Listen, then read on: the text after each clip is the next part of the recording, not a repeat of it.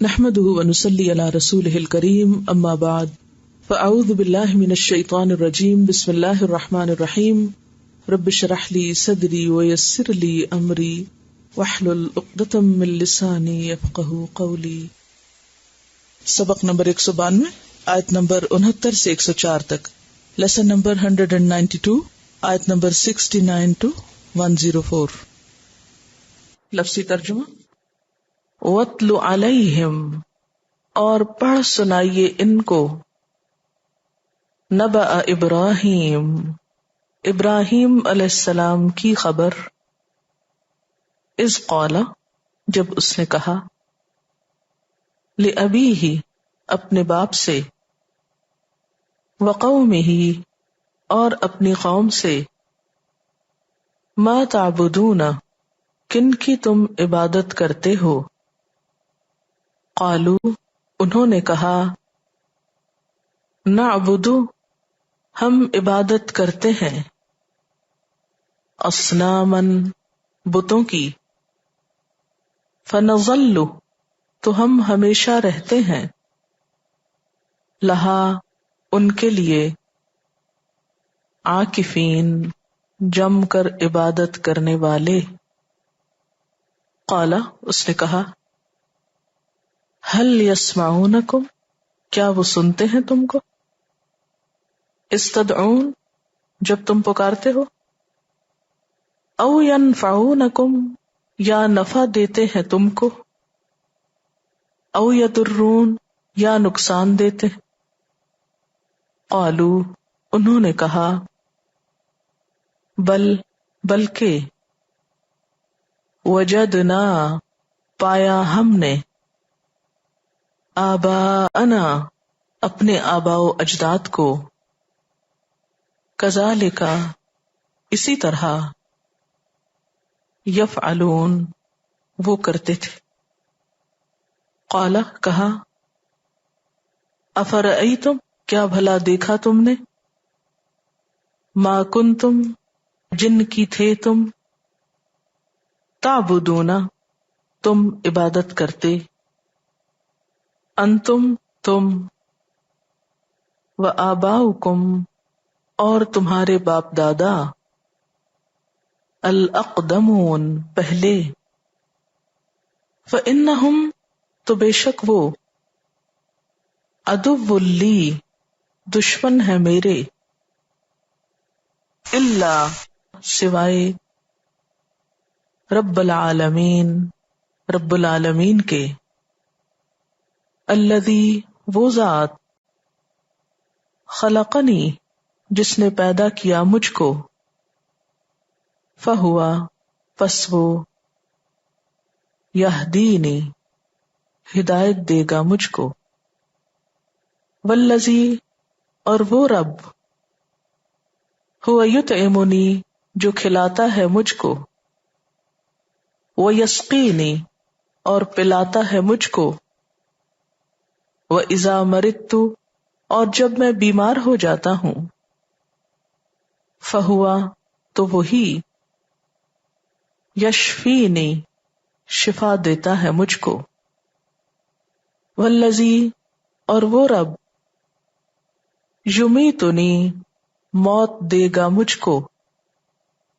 ثم پھر یحیینی زندہ کرے گا مجھ کو والذی اور وہ رب اطمع میں طمع رکھتا ہوں ان یغفر لی کہ وہ بخش دے میرے لیے خطیئتی میری خطا یوم الدین قیامت کے دن جزا سزا کے دن.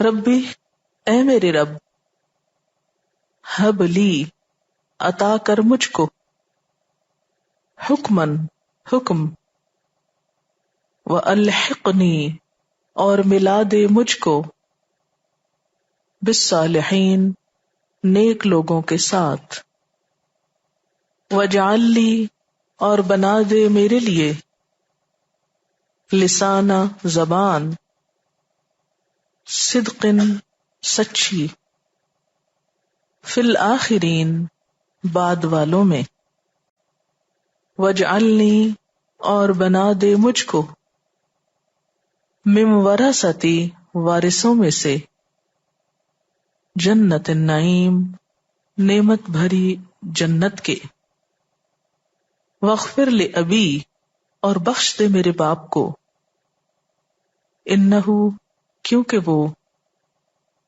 کانا تھا، من الضالین بھٹکے ہوئے لوگوں میں سے، ولا تخزنی اور نہ تو رسوا کر مجھ کو، یوم اس دن، یبعثون وہ اٹھائے جائیں گے، یوم جس دن، لا ینفع نہ فائدہ دے گا، مال مال، ولا بنون اور نہ بیٹے، الا مگر، من اتی اللہ جو آئے گا اللہ کے پاس، بقلب سلیم ساتھ سلامت دل کے، وازلفت الجنت اور قریب لے آئی جائے گی جنت، للمتقین تقوی والوں کے، وبرزت الجحیم اور کھول دی جائے گی جہنم، للغاوین گمراہوں کے لیے، وقیل لہم اور کہا جائے گا ان کو، اینما کہاں ہیں جو، کنتم تھے تم، تعبدون تم عبادت کرتے، من دون اللہ اللہ کے سوا، هل ینصرونکم کیا وہ مدد کر رہے ہیں تمہاری، او ینتصرون یا اپنی مدد کر رہے ہیں، فکبکبو تو وہ اوندھے منہ گرائے گئے، فیہا اس میں، ہم وہ، والغاوون اور بہکے ہوئے لوگ، وجنود ابلیسا اور ابلیس کے لشکر، اجمعون سارے کے سارے، قالو انہوں نے کہا، وہم اور وہ، فیہا اس میں، یختصمون جھگڑ رہے ہوں گے، تاللہ قسم اللہ کی، ان کننا بے شک تھے ہم، لفی ضلال مبین البتہ کھلی گمراہی میں، اذ نسویکم جب ہم برابر کر رہے تھے تم کو، برب العالمین رب العالمین کے، وما اضلنا اور نہیں گمراہ کیا ہم کو، الا المجرمون مگر مجرموں نے، فما لنا تو نہیں ہمارے لیے، من شافعین سفارشیوں میں سے، ولا صدیق اور نہ کوئی دوست، حمیم دلی دوست، فلو پس اگر، یا کاش، ان بے شک، لنا ہمارے لیے، کرتن ایک بار پلٹنا ہوتا،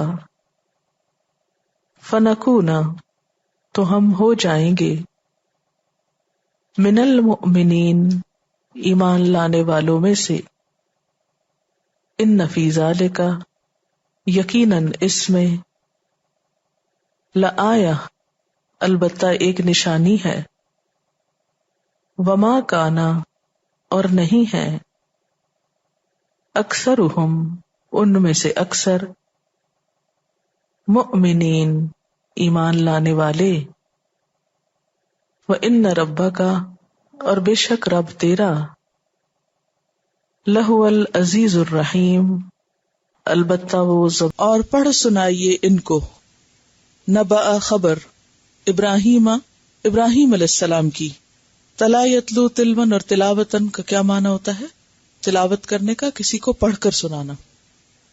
علیہم ان پر، یعنی انہیں پڑھ کے سنائیے، مراد ہے اہل مکہ جہاں یہ سورت نازل ہو رہی تھی.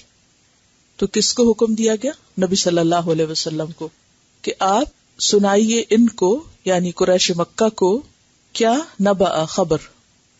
اور نبأ کون سی خبر ہوتی؟ اہم خبر، اہم واقعہ.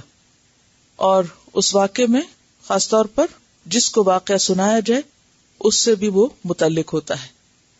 تو نبأ ابراہیم علیہ السلام کی خبر، ابراہیم علیہ السلام کا واقعہ، قصہ. تو اہل مکہ کے لیے ابراہیم علیہ السلام کے واقعے میں کیا سبق ہو سکتا تھا؟ ان کے لیے یہ واقعہ کیا نسبت رکھتا تھا؟ کیونکہ وہ اپنے آپ کو ابراہیم علیہ السلام کی اولاد کہتے اور خود کو ان کا وارث سمجھتے، اور اس بات کا دعویٰ کرتے کہ ہم ابراہیم کے دین پر ہیں. تو بتایا جا رہا ہے کہ ابراہیم علیہ السلام کا دین کیا تھا اور ان کی کوششیں کیا تھی، وہ تو سنو، ان پہ تو غور کرو. اذ قال لأبیہ، جب اس نے کہا اپنے باپ سے، وقومہ، اور اپنی قوم سے، ما تعبدون، کس کی تم عبادت کرتے ہو. نبی صلی اللہ علیہ وسلم کے بارے میں اسی سورت کے شروع میں گزر چکا، لعلک باخع نفسک، کہ شاید آپ ان کے پیچھے اپنی جان گلا دیں. یہی کیفیت ابراہیم علیہ السلام کی بھی تھی. انہوں نے بھی اپنے باپ اور اپنی قوم کی ہدایت کے لیے جان گلا دی اور ہر طرح سے ان کو سمجھانے کی کوشش کی. اور اس سمجھانے میں بہترین انداز کیا تھا؟ سوال کا انداز. ما تعبدون، کن کی تم عبادت کرتے ہو. سوال ہمیشہ انسان کے ذہن کو جگاتا ہے. اگر کوئی شخص آپ سے کچھ پوچھے تو آپ کا ری ایکشن کیا ہوتا ہے؟ ایک دم آپ جاگ جاتے ہیں اور آپ زیادہ سوچنے لگتے ہیں، اور بعض اوقات زیادہ سوچنے کی وجہ سے کچھ جواب نہیں دے پاتے. تو سوال ہمیشہ انسان کو الرٹ کرتا ہے اور سوچنے پہ مجبور کرتا ہے. اگر وقتی طور پر انسان اس کا جواب نہ بھی دے سکے تو کیا ہوتا ہے؟ دیر تک سوچتا رہتا ہے، بعد میں بھی سوچتا ہے. ما تعبدون، کن کی تم عبادت کرتے ہو. قالوا، انہوں نے کہا، نعبد، ہم عبادت کرتے ہیں، اصنامن، بتوں کی. یعنی خود اپنے منہ سے انہوں نے اقرار کیا کہ ہم بتوں کو پوجتے ہیں، ہم بتوں کے غلام ہیں. اصنام کس کی جمع ہے؟ صنم کی. اور صرف اتنا نہیں کہ ہم ان کو پوجتے ہیں، فنظل لها عاکفین، پھر ہم رہتے ہیں ان کے لیے جمے ہوئے. نظل کا لفظ جو ہے ظل سے ہے، ظل، باتا، کانا، سارا. تو ظل کا کیا معنی ہوتا ہے؟ دن کے وقت کوئی کام کرنا اور کرتے جانا. تو یہاں یہ تسلسل کے معنی میں آ رہا ہے کہ ہم قائم رہتے ہیں. لہا، ان کے لیے. کن کے لیے؟ بتوں کے لیے. عاکفین، مجاور بن کر. عاکف عاکفہ سے ہے، جم کر بیٹھنا. اور عکوف کہتے ہیں تعظیم کے طور پر کسی چیز کی طرف متوجہ ہونا اور اس کو لازم پکڑ لینا. تو ہم ان کی عبادت بھی کرتے ہیں اور ان کو لازم پکڑے ہوئے ہیں، ان کی عبادت پہ جمے ہوئے ہیں. ابراہیم علیہ السلام کا سوال صرف اتنا تھا کہ تم کن کی عبادت کرتے ہو، اور ان کا جواب کتنا ہے؟ صرف یہ نہیں کہا نعبد اصنامن، جواب تو یہیں تک کافی تھا. مزید کیا کہا؟ فنظل لها عاکفین. اس سے کیا ظاہر ہوتا ہے؟ ڈٹرمنیشن اپنی شو کر رہے ہیں اور اپنے فخر اور پورے گھمنڈ کے ساتھ اور اپنی پوری ڈٹرمنیشن کے ساتھ کیا بتاتے؟ فنظل لها عاکفین. تم ہم کو سمجھانے کی کوئی کوشش نہ کرنا، ہم جن کی عبادت کر رہے ہیں کرتے رہیں گے، جم کے کریں گے. کیونکہ انہیں ابراہیم علیہ السلام کے سوال سے یہ سمجھ آ گئی تھی کہ وہ کیوں پوچھ رہے ہیں. تو اس لیے انہوں نے اپنی موجودہ حالت اور اپنی آئندہ حالت بتا دی. فنظل لها عاکفین، اور اسی پر ہم جمے رہتے ہیں اور جمے رہیں گے. جو کر رہے ہیں بس ٹھیک کر رہے. اس پر ابراہیم علیہ السلام نے مایوسی کا اظہار نہیں کیا اور اپنی تبلیغ جاری رکھی. جیسے ہم پچھلے واقعے میں موسیٰ علیہ السلام کے طریقے کو دیکھتے ہیں کہ جب پیغام پہنچانے کا وقت تھا تو وہ پہنچاتے گئے. قال هل يسمعونكم، پھر سوال کیا کیا وہ سنتے ہیں تمہاری؟ اذ تدعون، جب تم ان کو پکارتے ہو. ٹھیک ہے، مان لیا کہ تم بتوں کو پوجتے ہو. اب ذرا یہ تو بتاؤ کہ جب تم ان سے دعائیں کرتے ہو، ان کو اپنی مشکل میں پکارتے ہو، تو کیا وہ کچھ سن رہے ہوتے ہیں یہ پتھر کے بت؟ او ینفعونکم، یا وہ نفع دیتے ہیں تم کو جب تم ان کی عبادت کرتے ہو؟ او یضرون، یا نقصان دیتے ہیں اگر عبادت نہ کرو؟ یعنی کیا ہوتا ہے ان کی عبادت کرنے سے تم کو کیا فائدہ حاصل ہوتا ہے اور چھوڑنے سے کیا نقصان ہوگا؟ کوئی جواب نہیں، کوئی دلیل نہیں.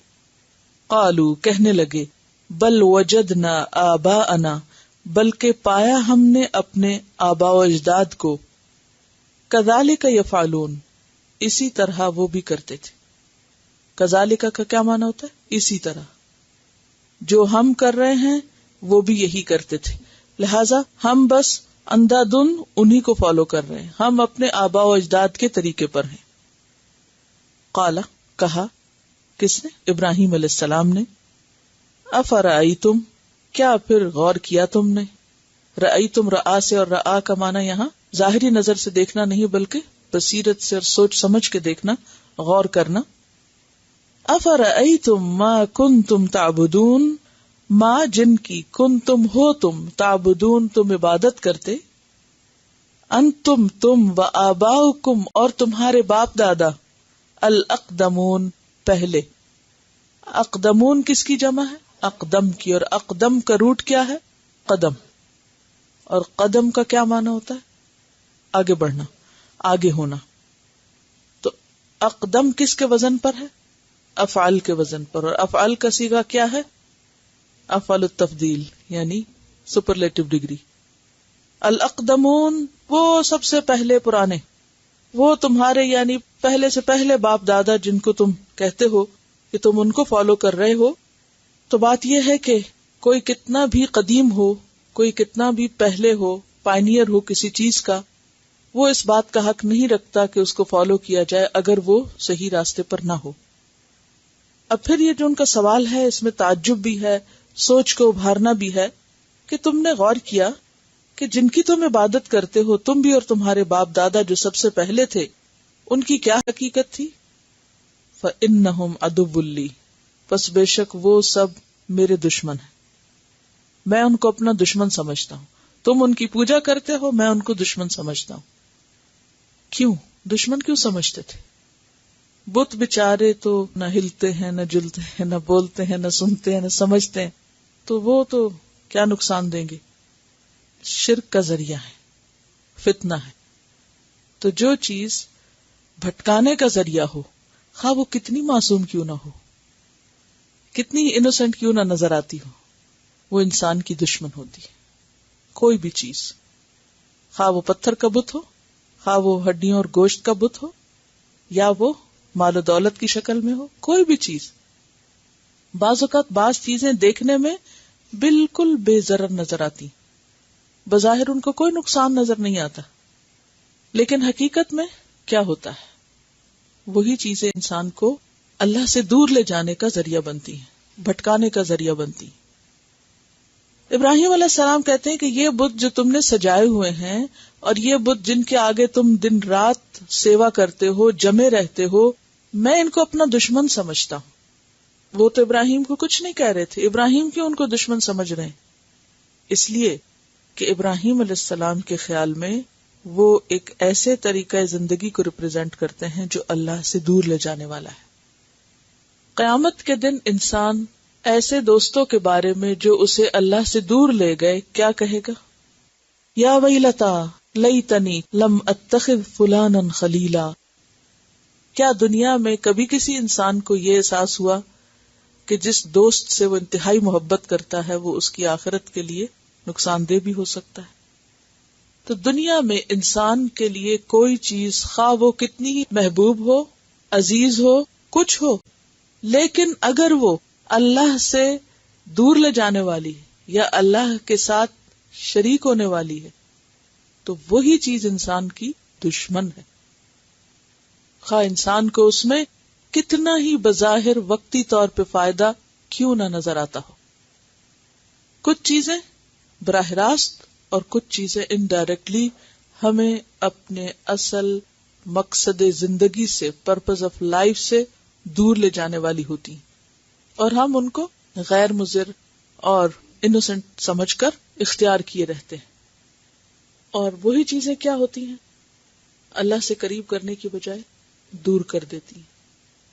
سوچئے اور غور کیجئے ان تمام اشیاء کے بارے میں، ان چیزوں کی فہرست بنائیے کہ جو آپ کو اچھی لگتی ہیں لیکن اللہ سے دور کرتی ہیں۔ کیوں اہل ایمان کو کہا گیا یا ایھا الذین آمنوا لا تلھکم اموالکم ولا اولادکم عن ذکر اللہ، کہ تمہارے مال اور اولادیں تمہیں اللہ کے ذکر سے غافل نہ کر دیں، تمہیں بھلاوے میں نہ ڈال دیں، دور نہ کر دیں۔ کیا چیزیں ہوتی ہیں جو ہمیں غافل کرتی؟ ہر ایک اپنی اپنی زندگی میں اپنے روزمرہ کی چیزوں میں سے ایسی چیزوں کو نامزد کر سکتا ہے، نشاندہی کر سکتا ہے کہ یہ چیزیں مجھے اللہ کو بھلانے میں ایک بہت وائٹل رول پلے کرتی ہیں۔ بعض اوقات ہمارے بچوں یا شوہر یا جو بھی کہ جو وہ چاہتے ہیں ہم ان کو خوش کرتے کرتے کرتے ضروریات سے آگے بڑھ جاتے ہیں اور اپنا قیمتی ترین وقت اور انرجیز اور صلاحیتیں اس میں لگا کے پھر جو کرنے کا کام ہوتا ہے اس وقت تھک جاتے ہیں اور پھر چھوڑ دیتے ہیں۔ بات یہ ہے کہ ہم سب کو اپنے ساتھ خود خیر خواہی کرنی، اپنے لیے خود سوچنا ہے کہ وہ کون سی چیزیں ہیں کہ جن کی وجہ سے میری نماز میں تاخیر ہوتی، میرے ضروری کام رہ جاتے ہیں۔ اصل میں یہ ٹائم مینجمنٹ کی بات بھی ہے۔ کچھ چیزیں جو غیر ضروری ہوتی ہیں وہ ہمارا اتنا وقت لے جاتی ہیں کہ پھر جو ضروری اور اہم کام ہوتے ہیں ان کے لیے وقت کم بچتا ہے۔ دل کو خوش کرنے کے بہت سے طریقے، رسم و رواج، گھر کی ڈیکوریشن کی بہت سی چیزیں جو ہمیں اتنا خوش رکھتی ہیں، اتنا بہلائے رکھتی ہیں، اتنا مصروف اور مشغول رکھتی ہیں کہ اصل چیز کی طرف توجہ نہیں جاتی۔ آپ دیکھیے کہ جب آپ نماز کے وقت جلدی میں ہوتے ہیں، وضو جلدی میں کرتے ہیں، نماز جلدی میں پڑھتے ہیں، تو پھر کیا ہوتا ہے؟ اس وقت رک کے سوچا کریے میں نے ایسی نماز کیوں پڑھی؟ کیا چیز وجہ بنی تھی؟ کیا چیز رکاوٹ بنی؟ اس سبب اور اس وجہ کو تلاش کیا کیجئے، اور پھر وہ وجہ کیوں بنی؟ بعض اوقات صرف وہ ایک وجہ نہیں ہوتی، اس کے پیچھے ایک اور ہوتی ہے۔ وہ ڈھکے اور چھپے ہوئے جو اسباب ہیں جو عام طور پر ہم ان پہ غور بھی نہیں کرتے، ان تک پہنچیے۔ جب تک وہ پیچھے سے جڑ نہیں کاٹیں گے نا تو سامنے کے اسباب دور بھی نہیں کر سکیں گے۔ تو ابراہیم علیہ السلام ان بتوں کو جو بہت سے لوگوں کو شرک کی طرف پھانسنے میں ایک فتنہ ثابت ہوتے ہیں، ان کو اپنا دشمن قرار دیتے ہیں کہ یہ میرے دشمن ہے، میں تو ان کو دیکھنا بھی نہیں چاہتا۔ اور آپ نے اکثر دیکھا ہوگا کہ جو بھی بت بنائے جاتے ہیں وہ عام طور پر ظاہراً بھی اتنے خوبصورت اور اتنے اٹریکٹیو ہوتے ہیں کہ انسان ان کے آرٹ میں ہی کھو جائے۔ کبھی اتفاق ہوا دیکھنے کا؟ بہرحال ہم میں سے ہر شخص اپنے حالات سے خوب واقف ہے، آگاہ ہے کہ وہ کون سی چیزیں ہیں جو مجھے اللہ کے ذکر سے، اللہ کی یاد سے، اللہ کے دین سے، آخرت کی فکر سے، اچھے کاموں سے، مفید اور پروڈکٹیو انسان ہونے سے روکتی ہیں۔ اور ہر ایک کی زندگی میں مختلف چیزیں ہو سکتی ہیں۔ فَإِنَّهُمْ عَدُوٌّ لِّي، یہ سب میرے دشمن ہیں۔ اور عدو کا لفظ جو ہے واحد بھی استعمال ہوتا ہے، جمع بھی ہوتا ہے۔ جیسے اردو میں آپ دیکھیں وہ میرا دشمن ہے اور وہ میرے دشمن ہیں، تو دشمن کا لفظ جو ہے واحد بھی اور جمع بھی۔ الا رب العالمین، سوائے رب العالمین کے، کہ رب العالمین میرا دشمن نہیں ہے۔ کیوں؟ الذی، رب العالمین کون ہے؟ وہ جو۔ اب آپ دیکھیے کہ موسیٰ علیہ السلام نے رب العالمین کی کیا تعریف کی تھی، اور ابراہیم علیہ السلام اسے پرسنل لیول پہ کریں گے اب کہ کون ہے میرا رب. پیچھے موسیٰ علیہ السلام نے رب السماوات والارض اور مشرق اور مغرب اور جو ان کے درمیان ہے ایک یعنی بڑے سکوپ میں رب العالمین کا انٹروڈکشن کرایا تھا, فرعون اور اس کے درباریوں کے حسب حال, اور یہاں ابراہیم علیہ السلام اس کو پرسنل لیول پر لے رہے ہیں. الذی خلقنی, وہ جس نے پیدا کیا مجھ کو, جس نے بنایا مجھے, جو میرا خالق ہے. جیسے کہ سورۃ الاعلی میں آتا ہے الذی خلق فسوی فہو یہدینی, پس وہ ہدایت دیتا ہے مجھ کو. اب رب کون ہے؟ خالق, ہادی. سورۃ اعلی آیت 3 میں آتا ہے والذی قدر فہدی. ایک اور جگہ پر آتا ہے الذی اعطى كل شیء خلقہ ثم ہدی. تو رب کون ہے؟ جو خالق بھی ہو اور پھر ہادی بھی ہو. والذی هو یطعمنی ویسقینی, اور وہ جو کھلاتا ہے مجھے, ویسقینی اور پلاتا ہے مجھے, رازق ہے میرا. وَإِذَا مَرِضْتُ, اور جب میں بیمار ہوتا ہوں, فَهُوَ يَشْفِينِي, تو وہ شفا دیتا ہے مجھ کو, صحت یاب کرتا ہے مجھ کو, تو شافی بھی وہی ہے میرا. وَالَّذِي يُمِيتُنِي, اور وہ جو موت دے گا مجھے, ثُمَّ يُحْيِينِي, پھر زندہ کرے گا مجھے. تو گویا الممیت اور المحیی بھی وہی ہے. والذی, اور وہ جو اطمع, میں توقع رکھتا ہوں, امید رکھتا ہوں, ان یغفر لی, کہ وہ بخش دے گا میرے لیے, خطیئتی, میری خطا, یوم الدین, یوم الدین کو. اور دین کیا ہے؟ دانا یدین, دین, جزا, سزا, بدلہ, بدلے کے دن یعنی قیامت کے دن. وہی مجھے میرے گناہوں اور میری غلطیوں پہ بخش دے گا, معاف کر دے گا.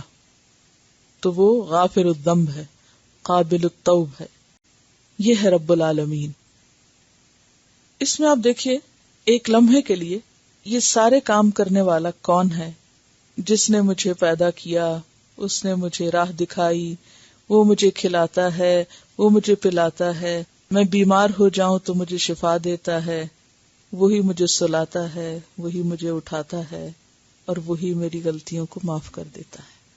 میں جب ان آیتوں کو پڑھ رہی تھی تو انسانی ایٹریبیوٹس میں یہ چیزیں ماں کے اندر پائی جاتی ہیں. ماں جنم دیتی ہے, بچے کو چھوٹی چھوٹی چیزیں سکھاتی ہے, یہ کرو, یہ نہ کرو, یوں کھاؤ, یوں بیٹھو, یوں چلو, بٹھانے سے لے کے کھلانے, پلانے, چلنے, چھوٹی چھوٹی چیزوں میں رہنمائی کرتی ہے. پھر کھلاتی ہے, پلاتی ہے. بچہ بیمار ہو جائے تو اپنا آرام بھول کے اس کی دیکھ بھال کرتی ہے, پھر سلاتی ہے, پھر اٹھاتی ہے, اور پھر بچوں کی جو مسچف ہوتی ہے اس کو اگنور کر دیتی ہے, بلکہ اگر باپ بھی ڈانٹنے لگے تو آگے آ جاتی ہے اور بچے کے حصے کی ڈانٹ بھی کھا لیتی ہے. تو بات یہ ہے کہ اللہ تو 70 ماؤں سے بڑھ کے پیار کرنے والا ہے. کیا ہے وہ رب العالمین جو میری ہر ضرورت پوری کرتا ہے. دنیا میں ماں کا رشتہ ایسا ہوتا ہے کہ جس میں انسان ہر چھوٹی بڑی تکلیف میں رجوع کرتا ہے, اسی کا چہرہ دیکھتا ہے, اسی کی طرف بار بار پلٹتا ہے. لیکن جب بچہ شعور سنبھالتا ہے اور واقعی اللہ سے متعارف ہو جاتا ہے, آپ دیکھیے کہ ماں سے بچہ کیوں اتنا مانوس ہوتا ہے, اور سب سے پہلے دنیا میں ماں ہی کو پہچانتا ہے, جبکہ نہ وہ بول سکتا ہے نہ وہ سمجھتا ہے. جسے ہم کہتے ہیں کہ ابھی کچھ بھی نہیں اس کو معلوم, لیکن اس وقت بھی وہ کیا کر رہا ہوتا ہے؟ ماں کو پہچانتا ہوتا ہے. بالکل چھوٹے بچے اگر رونے لگ جائیں, ایک چپ کرا ہے دوسرا چپ نہیں کرتے, ماں اٹھاتی ہے تو اٹھاتے ہی چپ ہو جاتے ہیں. وہ کیا چیز ہے جو انہیں پہچان کرا دیتی؟ اس لیے کہ ماں نے جنم دیا ہے, ماں کھلاتی پلاتی ہے, ماں سلاتی اٹھاتی ہے, وہ پیار کرتی ہے. تو ماں کا ایک تعارف ہو جاتا ہے, معرفت ہوتی ہے ماں کی. جتنی جتنی ماں کی معرفت ہوتی ہے اتنا اتنا اس کے ساتھ زیادہ تعلق بحال ہوتا ہے, اٹیچمنٹ ہوتی ہے, اس کی طرف اتنا ہی رجوع کرتا ہے بچہ. تو یہی چیز اگر آپ سوچیں اور غور کریں اسی مثال کو, تو جب انسان کو اللہ کی معرفت ہوتی اور انسان واقعی ایک باشعور مسلمان بنتا ہے, تو پھر وہ اپنی ان چھوٹی چھوٹی ضروریات میں بھی کس کی طرف رجوع کرتا ہے؟ بندوں کی طرف نہیں، اب وہ ماں کی طرف بھی نہیں کرتا، اب وہ ہر چیز میں اپنے رب کی طرف رجوع کرتا ہے. اور خاص طور پر ابراہیم علیہ السلام کے کانٹیکسٹ میں آپ دیکھیے کہ وہ اپنی قوم میں تنہا تھے، نہ باپ اس راستے پر، نہ ماں اس راستے پر، نہ کوئی دوست اس راستے پر، وہ تنہا تھے اپنے ماحول میں. آپ دیکھیے کہ ہر انسان کو دوست کی ضرورت ہوتی ہے نا، ہر انسان کو اپنے دل کی باتیں کسی کے ساتھ شیئر کرنے کو دل چاہتا ہے کہ میں اس سے مشورہ لے سکوں، اس کو اپنے غم دکھ سنا سکوں، کوئی میری سننے والا ہو، کوئی مجھے سمجھانے والا ہو. لیکن جہاں کوئی ایک بھی ہم خیال نہ ہو، کوئی بھی ہم خیال نہ ہو، کوئی یہ بھی بتانے والا نہ ہو کہ اب تم کیا کرو، تو وہ فطرت بتاتی نا اندر کہ کس کی طرف رجوع کرو. اور یہی عقل مندی ہے. ابراہیم علیہ السلام تو اپنے حالات میں خود ایسے تھے، لیکن ہم سب کو ایسا ہی بننا ہے. چھوٹی چھوٹی ضروریات میں، چھوٹی چھوٹی چیزوں میں بندوں کی طرف نہیں دیکھنا، اللہ کی طرف دیکھنا ہے. اور یہی وہ دل کی کیفیت ہوتی، یہی وہ اصل گہرا تعلق ہوتا ہے کہ جس میں انسان واقعی اللہ کا بندہ بنتا ہے.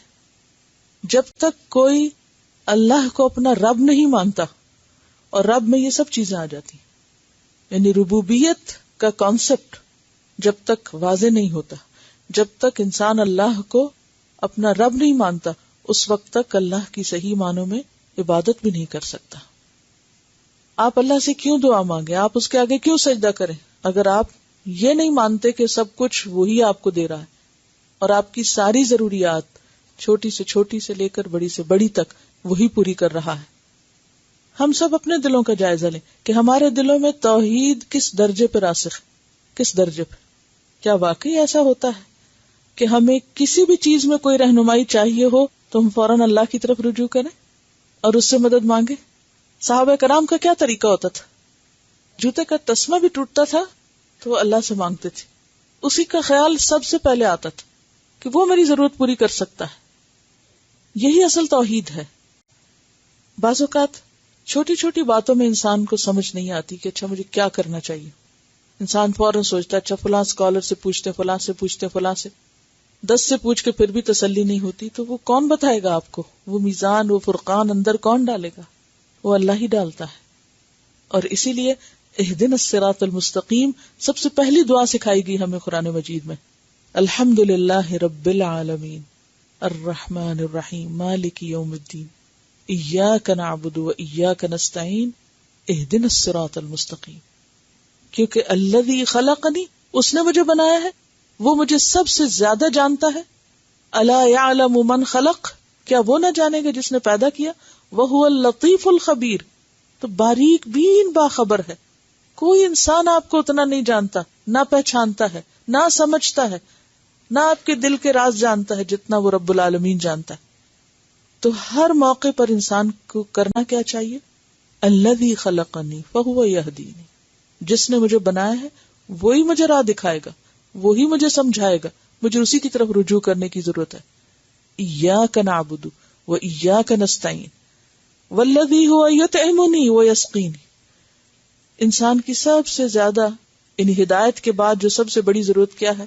کھانے کی، کھانا پینا، جس کے بغیر انسان زندہ نہیں رہ سکتا. اور سب سے زیادہ فکر بھی انسان کو کس کی ہوتی؟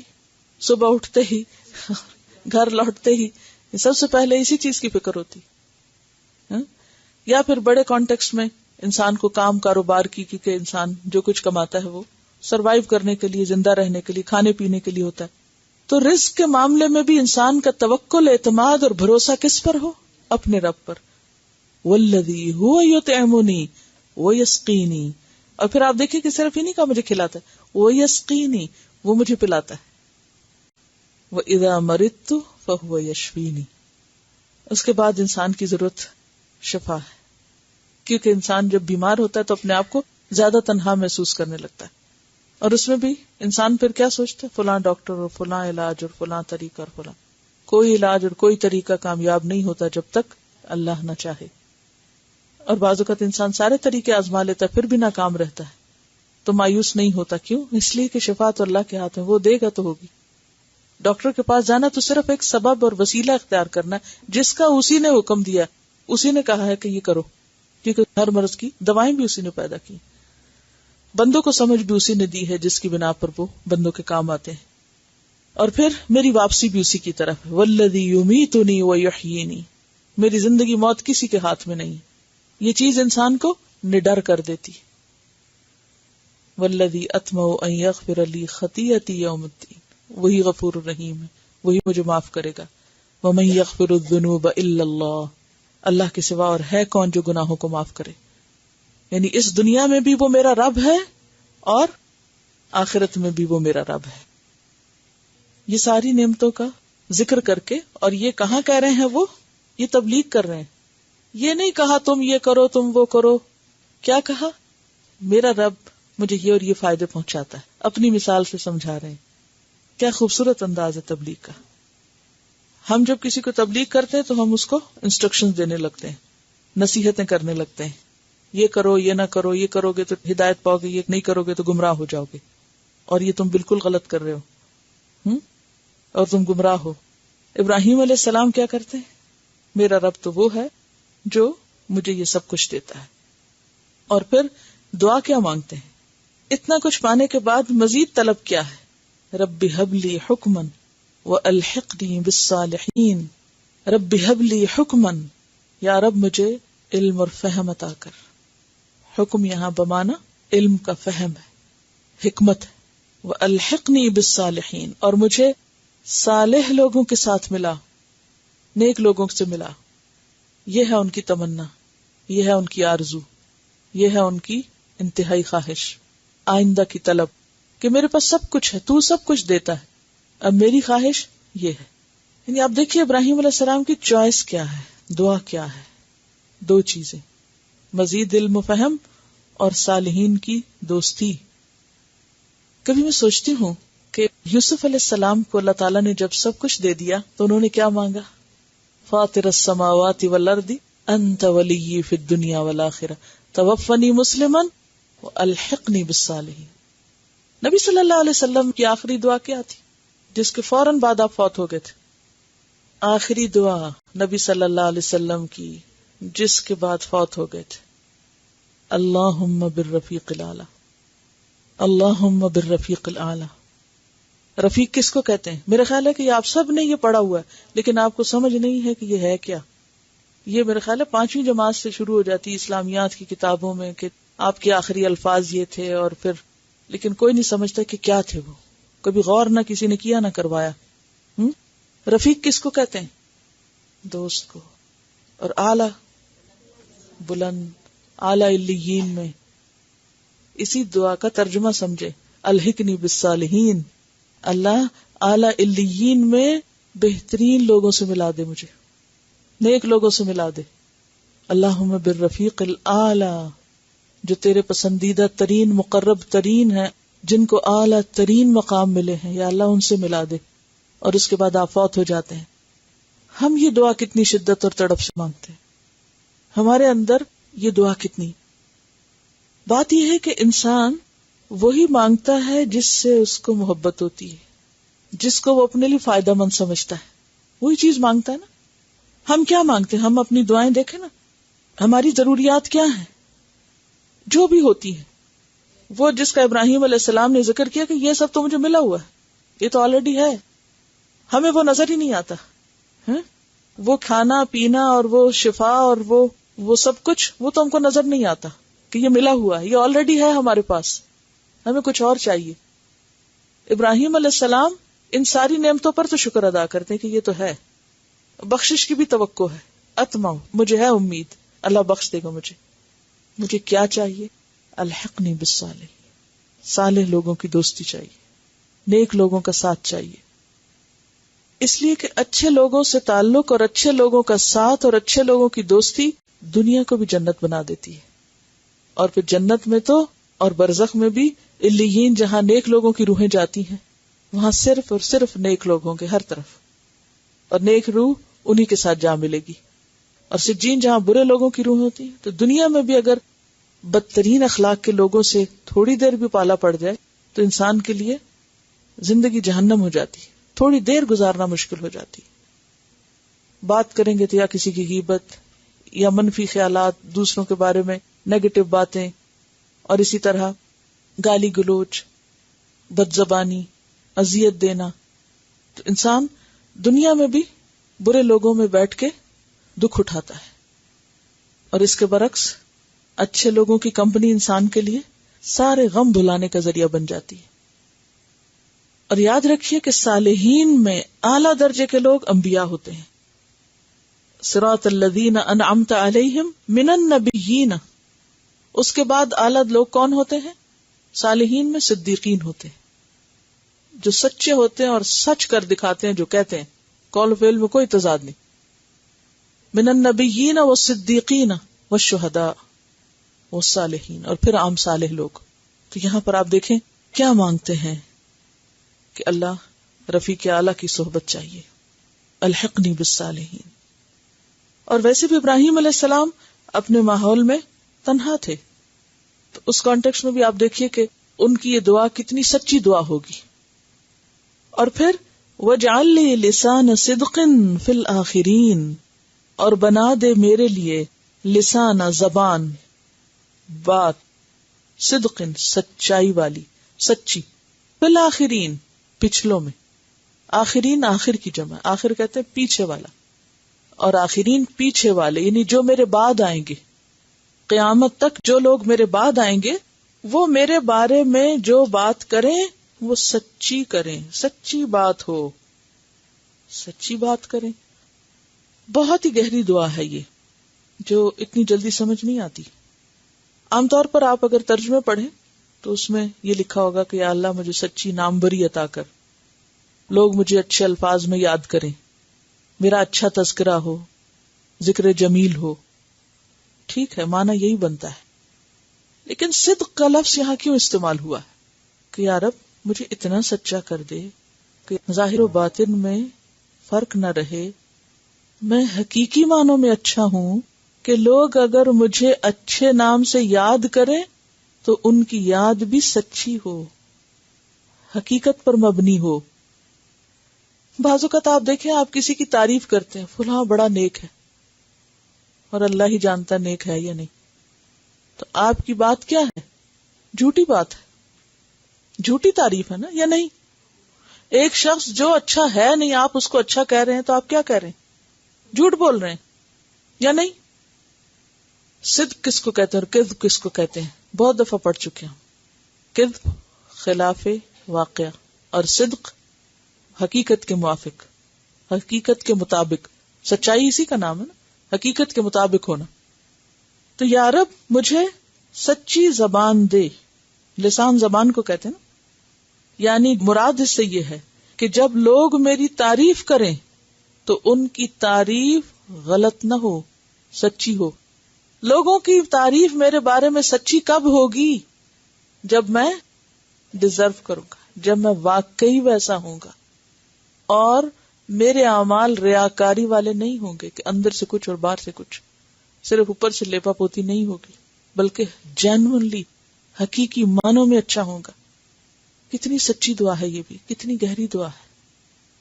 قرآن پاک میں سورۃ آل عمران میں آپ نے پڑھا ہوگا، کچھ لوگ ایسے بھی ہیں کہ جو یحبون ان یحمدوا بما لم یفعلوا، جو پسند کرتے ہیں اس بات کو کہ ان کی تعریف کی جائے ان کاموں پر جو انہوں نے کیے ہی نہیں، انہوں نے کیے ہی نہیں.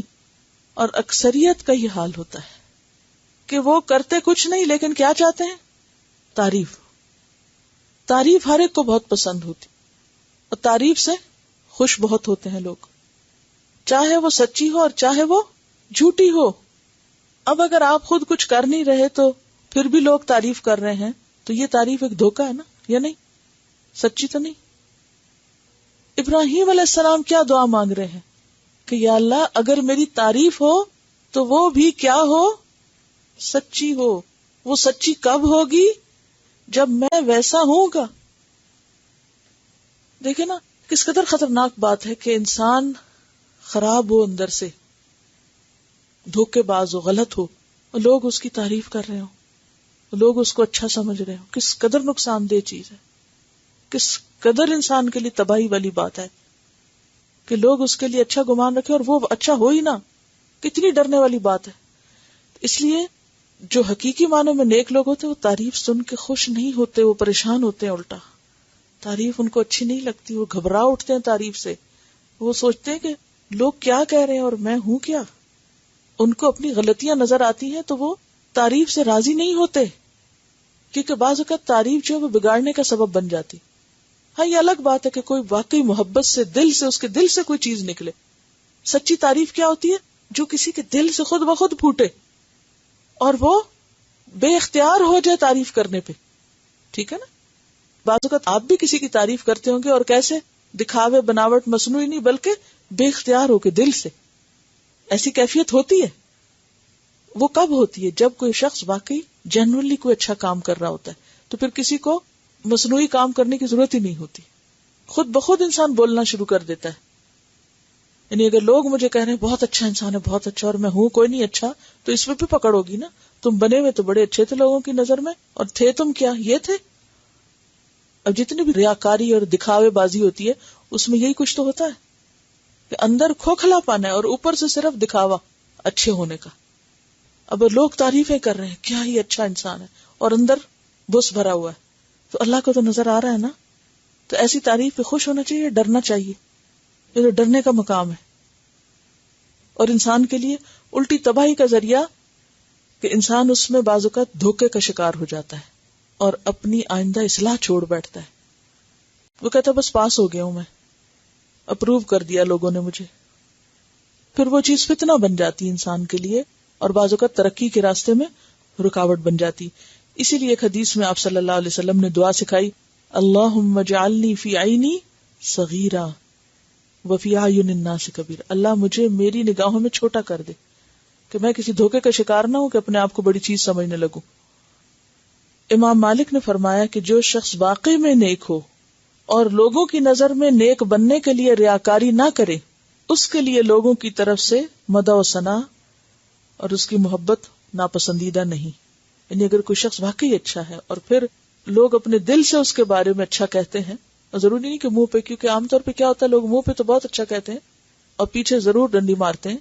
تو اصل بات کیا ہے کہ اگر کوئی پیچھے سے کسی کو خود سے خود اچھا کہہ رہا ہے تو ایسی کسی کی تعریف جو ہے وہ مذموم نہیں. امام غزالی کہتے ہیں کہ 3 شرائط کے ساتھ دنیا میں عزت و جاہ کی محبت جائز ہے. نمبر 1، اس سے مقصود اپنے آپ کو بڑا اور مقابل کو چھوٹا ثابت کرنا مقصود نہ ہو. انسان اپنے آپ کو بڑی چیز نہ سمجھے اور اپنے ساتھ والے کو حقیر نہ سمجھے، اور آخرت کے فائدے کے لیے ہو کہ میں ایک اچھا کام کروں تاکہ لوگ مجھے دیکھ کر اچھا کریں، اور وہ ان کی اچھائی میرے لیے کیا بن جائے؟ صدقہ جاریہ بن جائے. پھر یہ کہ جھوٹی ثنا خوانی مقصود نہ ہو کہ انسان کام وہ کرے نہ اور لوگوں سے تعریف چاہے، یعنی مفت کی تعریف نہ مانگے لوگوں سے. اور تیسری بات یہ کہ اس کے حاصل کرنے کے لیے کسی گناہ یا دین کے معاملے میں مداہنت اختیار نہ کرنی پڑے. یہ ایسے ہی ہے جیسے وَجَعَلْنَا لِلْمُتَّقِينَ إِمَامًا. بہرحال وَجَعَلْ لِي لِسَانَ صِدْقٍ فِي الْآخِرِينَ کہ اللہ میرے بارے میں لوگ بعد میں جو بات کریں اور جو تبصرے کریں اور جو تعریف کریں وہ کیا ہو؟ سچ پر مبنی ہو.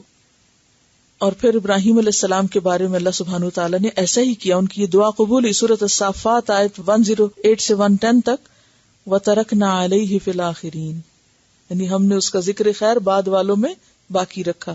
سلام علی ابراہیم کذالک نجزی المحسنین، جو محسن ہوتے ہیں ان کو ہم ایسی ہی جزا دیتے ہیں. اور ویسے بھی اللہ کا وعدہ نا، ان الذین آمنوا وعملوا الصالحات سیجعل لهم الرحمن ودا. کیا معنی اس کا؟ اللہ خود محبت دلوں میں ڈال دے گا. ایک وہ طریقہ ہوتا ہے کہ انسان کام اس لیے کوئی اچھا کرے کہ لوگ مجھے چاہیں، لوگوں کی اٹینشن اور لوگوں کی محبت حاصل کرنے کے لیے نیک بننا. اور ایک یہ کہ انسان جنرلی اپنے کام سے کام رکھے اور باقی معاملہ اللہ پہ چھوڑ دے.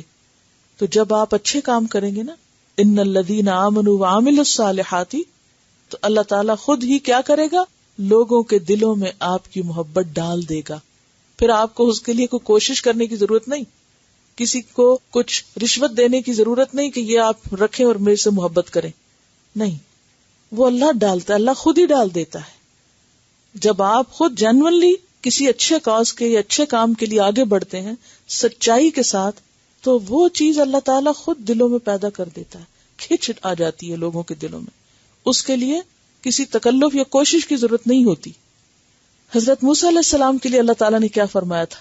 وَأَلْقَيْتُ عَلَيْكَ مَحَبَّةً مِنِّي، کہ میں نے تجھ پر اپنی طرف سے محبت ڈال دی.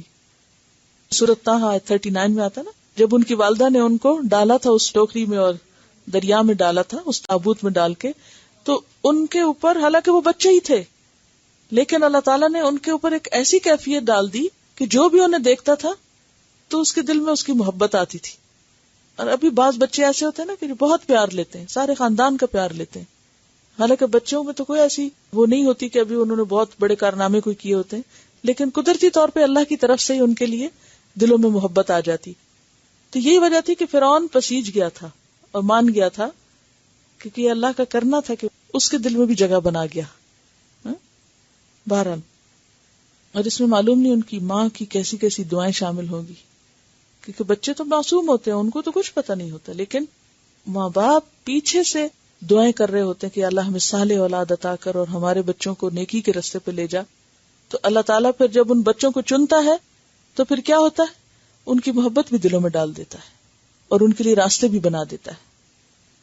وَاجْعَلْ لِي لِسَانَ صِدْقٍ فِي الْآخِرِينَ وَاجْعَلْنِي مِن وَرَثَةِ جَنَّةِ النَّعِيمِ، اور بنا دے مجھے جنت النعیم کے وارثوں میں سے. ورثہ کی واحد کیا ہے؟ وارث. وارث کی جمع ورثہ، یہاں ورثہ ہے. جیسے ساحر کی جمع سحرہ، کل پڑھا تھا. طالب کی جمع طلبہ. اور بنا دے مجھے جنت النعیم کے وارثوں میں سے. وارثوں میں سے.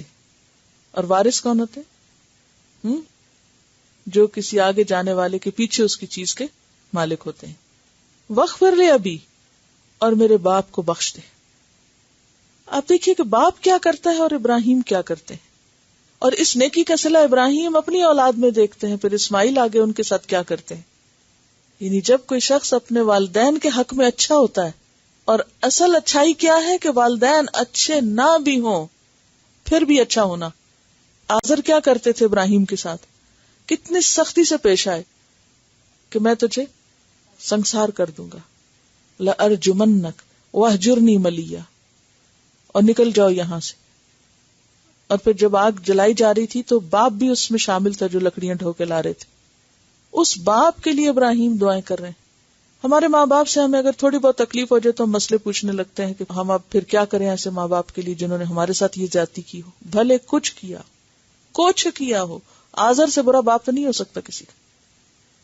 پھر بھی ابراہیم علیہ السلام کو آپ دیکھیں، وغفر لی ابی، میرے باپ کو معاف کر دے. قوم لوط پہ عذاب آ رہا ہے اور ابراہیم سسکیاں لے رہے ہیں اور اللہ سے جھگڑا کرنے لگتے ہیں. یہ ان کے نرم دل ہونے کی علامت ہے اور انسانوں کی سچی خیر خواہی. جیسے موسیٰ علیہ السلام کے اندر سچی خیر خواہی تھی، جیسے نبی صلی اللہ علیہ وسلم کے اندر سچی خیر خواہی تھی. کیسی؟ لعلک باخع نفسک علی آثارہم. یہی کیفیت یہاں ہے باخع کی. وغفر لی ابی، یا اللہ میرے باپ کو معاف کر دے. حالانکہ سب پتا ہے باپ کیا تھا. انہ کان من الضالین، خود کہہ رہے ہیں یا اللہ وہ بھٹکے ہوئے لوگوں میں سے تھا. کتنا اعلیٰ درجے کا اخلاق ہے، اس کو حسن اخلاق کہتے ہیں. کسی اچھے کے ساتھ اچھا بننا کیا اچھائی ہے؟ وہ تو آپ ادنے کا بدلہ دے رہے ہیں. اچھا تو وہ ہے جو برے کے مقابلے میں اچھا ہے، جو زیادتی سہ کے، تکلیف سہ کے پھر اچھا سوچے دوسرے کا. اور یہی دعا ابراہیم علیہ السلام کی ہم ہر نماز کے آخر میں پڑھتے ہیں، ربنا اغفر لی ولوالدی وللمؤمنین یوم یقوم الحساب. اور پھر یہاں پر وہ بات جو پیچھے بھی آپ پڑھ چکے ہیں کہ مشرکین کے لیے تو استغفار منع ہے، تو پھر ابراہیم علیہ السلام نے کیوں دعا مانگی؟ تو اس کا جواب اللہ تعالیٰ سورۃ التوبہ میں دیتے ہیں 114 میں، وما كان استغفار ابراہیم لابیہ الا عن موعدۃ وعدها ایاہ. انہوں نے اپنے باپ سے وعدہ بھی کیا تھا. فلما تبین لہ انہ عدو للہ، جب انہیں پتا چلا کہ وہ باپ اللہ کا دشمن تھا، تبرأ منہ، تو اس سے بری ذمہ ہو گئے. ان ابراہیم لأواہ حلیم، کیونکہ ابراہیم بہت آہیں بھرنے والے، بہت بردبار تھے. اواہ حلیم تھے. اور آپ کو معلوم ہے کہ قیامت کے دن بھی ابراہیم پھر دعا کریں گے, اور پھر کیا ہوگا میں ابھی آپ کو بتاتی ہوں. اور کیا انہوں نے دعا مانگی؟ وَلَا تُخْزِنِي يَوْمَ يُبْعَثُونَ, اور نہ رسوا کرنا مجھے جب وہ سب دوبارہ اٹھائے جائیں گے. قیامت کے دن مجھے رسوا نہ کرنا. حضرت ابو ہریرہ سے روایت ہے کہ آپ صلی اللہ علیہ وسلم نے فرمایا, سیدنا ابراہیم قیامت کے دن اپنے والد کو اس حال میں دیکھیں گے کہ منہ پر سیاہی اور گرد و غبار چڑھ رہا ہوگا. آپ والد سے کہیں گے, میں نے آپ سے کہا نہ تھا کہ میری نافرمانی نہ کریں, میری بات مان جائیں. باپ کہے گا, آج میں تمہاری نافرمانی نہ کروں گا. پھر ابراہیم علیہ السلام اپنے پروردگار سے کہیں گے کہ آپ نے مجھ سے وعدہ فرمایا تھا کہ قیامت کے دن میں تجھے ذلیل نہ کروں گا, کیونکہ دعا مانگی تھی نا, یہ قبول ہوئی تھی. وَلَا تُخْزِنِي يَوْمَ يُبْعَثُونَ, قیامت کے دن میری رسوائی نہ کرنا. تو اللہ تعالیٰ آپ نے مجھ سے وعدہ کیا تھا کہ آپ مجھے رسوا نہیں کریں گے قیامت کے دن. اور اس سے بڑھ کر میری ذلت کیا ہوگی کہ میرا باپ ذلیل ہو رہا ہے. اب دیکھیں کسی بچے کے لیے اس سے بڑی شرمندگی کی کیا بات ہو سکتی کہ اس کے ماں باپ میں کوئی غلط بات ہو. اور تیری رحمت سے محروم ہے. اللہ تعالیٰ فرمائیں گے, میں نے کافروں پہ جنت حرام کر دی ہے. پھر ابراہیم علیہ السلام سے کہا جائے گا, ذرا اپنے پاؤں تلے تو دیکھو. وہ دیکھیں گے تو نجاست سے لتھڑا ہوا ایک بجو نظر آئے گا. پھر اس کے پاؤں سے پکڑ کر اس بجو کو جہنم میں ڈال دیا جائے گا, اور یہ ان کے باپ ہوں گے. یعنی ان کے والد کی شکل جو ہے وہ ایک بجو کی شکل بنا دی جائے گی, اور پھر ان کو اس میں پھینک دیا جائے گا. وَلَا تُخْزِنِي يَوْمَ يُبْعَثُونَ, جیسے دنیا میں قوم لوط پہ عذاب آ کے رہا, اسی طرح قیامت کے دن ان کے باپ کو نہیں چھوڑا جائے گا. یہاں سے ایک اہم بات یہ بھی پتہ چلتی ہے کہ اللہ کی نگاہ میں کسی شخص کا مقام کتنا بھی بڑا کیوں نہ ہو, لیکن وہ اللہ پہ زور نہیں رکھتا, زبردستی کچھ بھی نہیں منوا سکتا. ان کی باقی دعائیں قبول ہوئیں, لیکن یہ دعا قبول نہیں ہوئی. بتوں کو اپنا دشمن سمجھتے ہیں کہ یہ تو گمراہ کر دیں گے مجھے اگر میں نے ان کی طرف توجہ کی. بتوں سے کسی بھی قسم کی ایسوسیشن انسان کو کہاں لے جانے والا ہے؟ برے انجام تک. تو ہر وہ چیز جو برے انجام تک پہنچائے وہ انسان کی دوست نہیں دشمن ہے. اور اسی کانٹیکس میں بات ہوئی تھی کہ قیامت کے دن انسان کہے گا, کاش میں فلاں کو دوست نہ بناتا کیونکہ اس نے مجھے ذکر بھلا دیا جبکہ وہ میرے پاس آ چکا تھا. تو کوئی بھی چیز جو انسان کو اللہ کی یاد سے غافل کر دے, اللہ کی عبادت میں خلل ڈالے, اللہ کے راستے میں رکاوٹ بنے, وہ انسان کی دشمن ہے. بتوں کی بات آئی ہے تو وہ ناروے میں ایک پارک ہے, اس کا نام ہے فروگنر پارک. تو وہاں پر ایک ہی انسان نے بنائے ہیں برہنا قسم کے بت, بالکل کچھ بھی نہیں, بچے بڑے آدمی عورت ہر قسم کے بت بنائے ہوئے ہیں, اور ایک ہی پتھر سے وہ سارا جسم بناتا ان کا. تو وہ لوگ اتنے شوق سے دیکھنے جاتے ہیں, اور مجھے حیرت ہوئی کہ مسلمان اس پارک میں جاتے ہیں اور پھر تصویریں کھنچواتے ہیں ادھر, اور اس آرٹ کی تعریف بھی کرتے ہیں. ریسنٹلی مجھے کسی نے ایک تصویر دکھائی, ایک پتھر کا ایک بیئر, ایک پیس یعنی 1 پیس کا کارو کیا ہوا تھا, اس کی قیمت تھی 100 ملین. تو یہ دشمن نہیں ہے ہمارے یہ پتھر کہ جن پر ہم اپنی پوری زندگی کی کمائی لگا دیں اور اپنے فرائض بھی ادا نہ کریں, صرف ایک شہرت کا سبب, آرٹ کے نام پر دھوکا. ہر وہ چیز جس سے ہمیں محبت ہوتی ہے وہ ہمارے لیے بت کا مقام رکھتی ہے. یہاں ابراہیم علیہ السلام جو آباؤکم الاقدمون کی بات کرتے ہیں تو بیسیکلی یہ باپ دادا کی ٹریڈیشنز ہیں, آباء و اجداد کے طور طریقے. سم ٹائم انسان کے لیے وہ ٹریڈیشنز بت بن جاتی ہیں. جب بھی ہم کچھ کرنے لگتے ہیں تو کیا ریفرنس دیتے ہیں؟ ہمارے گھروں میں ایسا ہی ہوتا ہے, ہمارے بڑے ایسا ہی کرتے ہیں, لہٰذا ہم بھی ویسا ہی کریں گے. یہ جو حکم کی دعا اپنے لیے مانگتے ہیں تو یہ بھی سمجھ اور وزڈم اور صحیح انڈرسٹینڈنگ جو دین کی ہے اس کی دعا مانگتے ہیں, کیونکہ بعض اوقات ہم بلائنڈلی کسی چیز کو فالو کرنے لگتے ہیں یہ سمجھ کے کہ یہ بھی دین کا حصہ ہے, حالانکہ وہ دین نہیں ہوتی. تو حکم جو ہے وہ ایک ایسی ڈسیژن پاور ہے انسان کے اندر جو ہر وقت چاہیے ہوتی ہے. کوئی حکم معلوم ہو جائے یا ابھی معلوم نہ ہو, وہ ایسا فرقان ہوتا ہے اندر کہ جو انسان کو چھوٹی چھوٹی چیزوں میں صحیح فیصلہ کرنے کا ذریعہ بنتا ہے. مثلاً آپ دیکھیے ابھی ہم نے بات کی اور اکثر یہ بات ہوتی ہے جیسے پرائرٹائز کرنے کی. اچھا اس وقت میں یہ کام کروں یا یہ کروں, بظاہر اس کا تعلق کوئی دین سے نہیں لگتا, لیکن دو کاموں میں سے ایک کام کی جو چوائس ہے آپ کا اختیار کرنا, وہ کیا ہے؟ آپ کا ڈیسیژن. یہی حکم ہوتا ہے. حکم حاکم کے معنی میں نے آپ کو بہت لمبی تفصیل بتائی تھی. حکمت کی بمعنی حکم, حاکم سے بھی اس کا تعلق ہے اور حکمت سے بھی. حاکمیم جو ہے یہ حکمت سے بھی ہے اور حکم سے بھی ہے. قوت فیصلہ بھی اس میں آتی ہے اور وزڈم بھی آتی ہے. اور انسان کے سارے اعمال اسی پہ ہی بیس کرتے ہیں. پھر خالی علم بھی فائدہ نہیں دیتا. آپ کتنی کتابیں رٹ لیں, جب تک آپ کے اندر یہ سلیقہ نہ آئے کہ کون سی چیز کب استعمال کرنی اور کتنی کرنی. ایک کھانا پکاتے وقت بھی آپ کو کیا چاہیے ہوتی ہے؟ حکم اور حکمت دونوں چاہیے ہوتی ہے کہ نہیں, کہ کون سی چیز کتنی ڈالی جائے اور ڈالی جائے یا نہ ڈالی جائے. ٹیسٹ کس پہ ڈیپینڈ کرتا ہے؟ آپ کے اس فیصلے پہ. حتیٰ کہ کتنی دیر کوک کیا جائے, ضرورت سے زائد کر دیں یا کم کر دیں, سب کچھ سپائل کر دے گا. ساری ریسیپی سب کچھ خریدا ہوا بیکار ہو جائے گا اگر آپ کے اندر صحیح ڈیسیژن لینے کی پاور نہیں. اور بعض لوگ جب نہیں لے سکتے پھر ایک کو بلاتے, دیکھو ہو گیا, دیکھو ہو گیا, بن گیا, تیز کر دوں, کم کر دوں, اب کیا کروں, اب کیا کروں. تو ہر انسان کو اس کی ضرورت ہے. کتابیں تو ہر جگہ بھری پڑی ہیں, لائبریریاں بھری ہوئی ہیں, ہر گھر میں کتابیں. آپ کو کیا چاہیے اور کہاں کیا چاہیے اور کتنا چاہیے, یہ کون دے گا آپ کو؟ نہ ماں دے سکتی ہے, نہ باپ دے سکتا ہے, نہ دوست دے سکتا, کوئی نہیں دے سکتا. یہ صرف اللہ دیتا ہے. علم دینے کے لیے لوگ آپ کے مددگار ہو سکتے ہیں. کوئی استاد ہو سکتا ہے جو آپ کو سکھا سکتا ہے یہ الف ہے, یہ بے ہے, یہ تے ہے, یہ کیا چیز ہے, وہ آپ کو سکھا دے گا. لیکن کس حرف کو کس سے ملا کے کیا بنانا ہے یہ آپ کو خود ہی بنانا پڑے گا. یہ تو آپ ہی کی رسپانسبلٹی ہے کہ آپ اس نالج کو کس طرح یوز کرتے ہیں. آپ کے پاس بڑا خزانہ بھی ہو, اگر آپ کے پاس سمجھ بوجھ نہیں تو آپ کچھ بھی اس خزانے سے فائدہ نہیں اٹھا سکتے. اور اس کے لیے پھر ذریعہ کون بنتے ہیں؟ باعمل لوگ, کہ وہ کیا کر رہے ہیں.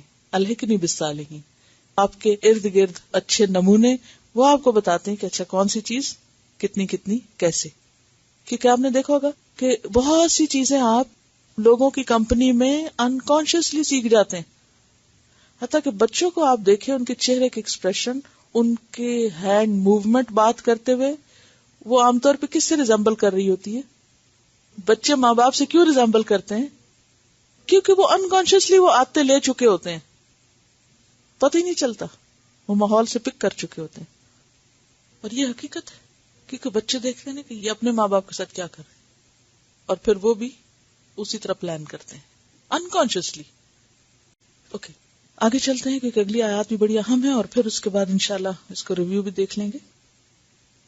یوم لا ینفع مال ولا بنون, جس دن یعنی قیامت کے دن, لا ینفع نہ نفع دیں گے, نہ کام آئے گا, مالن کوئی مال, کسی قسم کا مال, مالن کیا ہے یہاں نکرہ, ولا بنون اور نہ بیٹے.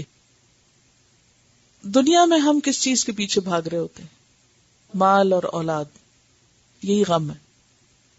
کس طرح زیادہ کمایا جائے, زیادہ سے زیادہ کہاں سے حاصل کیا جائے, اور پھر اس کے بعد اس مال کو سنبھالنے کے لیے بیٹے.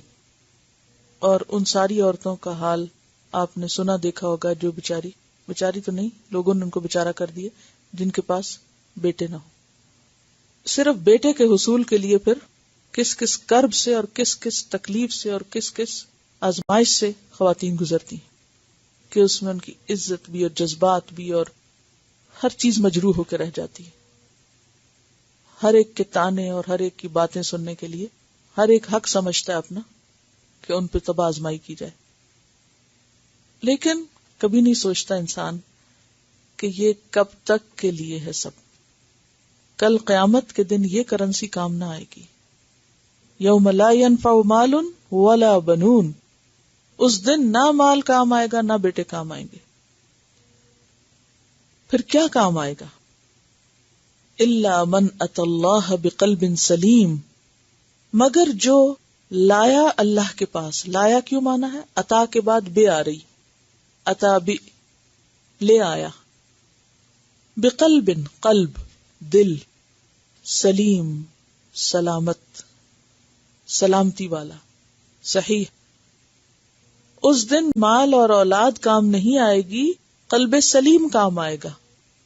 تو گویا اللہ تعالی بندے کی ظاہری حالت اور ظاہری اسٹیٹس کو نہیں دیکھے گا، کون کتنا مالدار تھا اور کون کیسا بڑا انسان تھا دنیا میں مال و اولاد کی کامیابی کے اعتبار سے. انسان کی ظاہری حالت کو نظر انداز کر دیا جائے گا. اس کے برعکس اس کا اندر دیکھا جائے گا. قلب کہاں ہے؟ اندر ہے. قلب سلیم، کہ قلب کی حالت کیا ہے، یعنی دل کو پرکھا جائے گا، دل کیسا تھا. اور دل صرف ایک آرگن کا نام نہیں، بلکہ جو کچھ اس کے اندر ہے، جو کام وہ آرگن کرتا ہے، اس کیفیت کے لیے یہ استعمال ہوا ہے.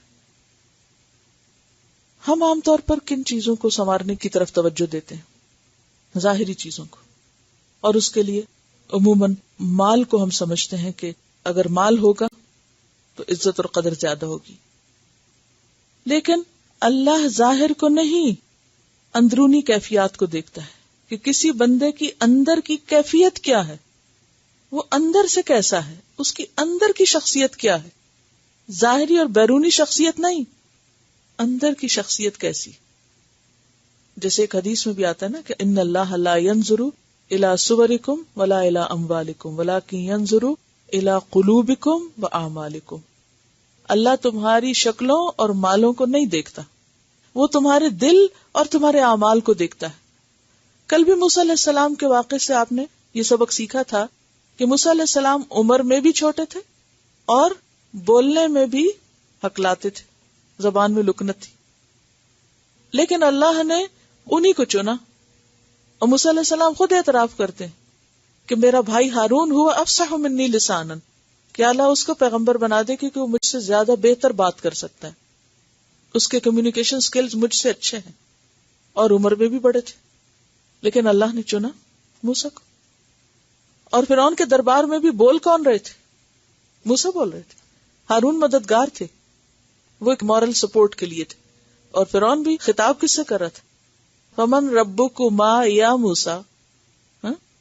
تو اصل رول موسیٰ علیہ السلام کا تھا، اور بعد میں بھی. اور موسیٰ علیہ السلام سے قتل بھی ہو چکا تھا. لیکن اللہ ظاہر نہیں دیکھتا، اللہ دل دیکھتا ہے، اندر دیکھتا ہے، باطن دیکھتا ہے. دنیا میں بھی اور قیامت کے دن بھی اللہ یہ نہیں دیکھے گا کون کتنا مال کما کے دنیا میں چھوڑ کے آیا، کون کتنی اولاد کس درجے تک پہنچا کے چھوڑ کے آیا. وہ یہ دیکھے گا دل کیسا لائے ہو. یوم تبلی السرائر، جس دن اندر کے راز جانچے پھٹکے جائیں گے، وہاں اس کی انسپیکشن ہوگی، یہ دل کے اندر کیا ہے. اور دل بھی سلامت چاہیے، سلیم چاہیے. سلیم کا ایک معنی تو صحیح ہوتا ہے، یعنی صحت مند، سلامت، ٹوٹ پھوٹ، بیماری سے پاک. ہیلدی ہارٹ، سک ہارٹ نہیں چاہیے، ہیلدی ہارٹ چاہیے. اور سلیم کا ایک اور معنی بھی لغت میں ہوتا ہے. سلیم اس انسان کو کہتے ہیں جس کو سانپ نے ڈس لیا ہو. جی مجھے بھی آج فرسٹ ٹائم کھودنے کریدنے پہ بات پتہ چلی.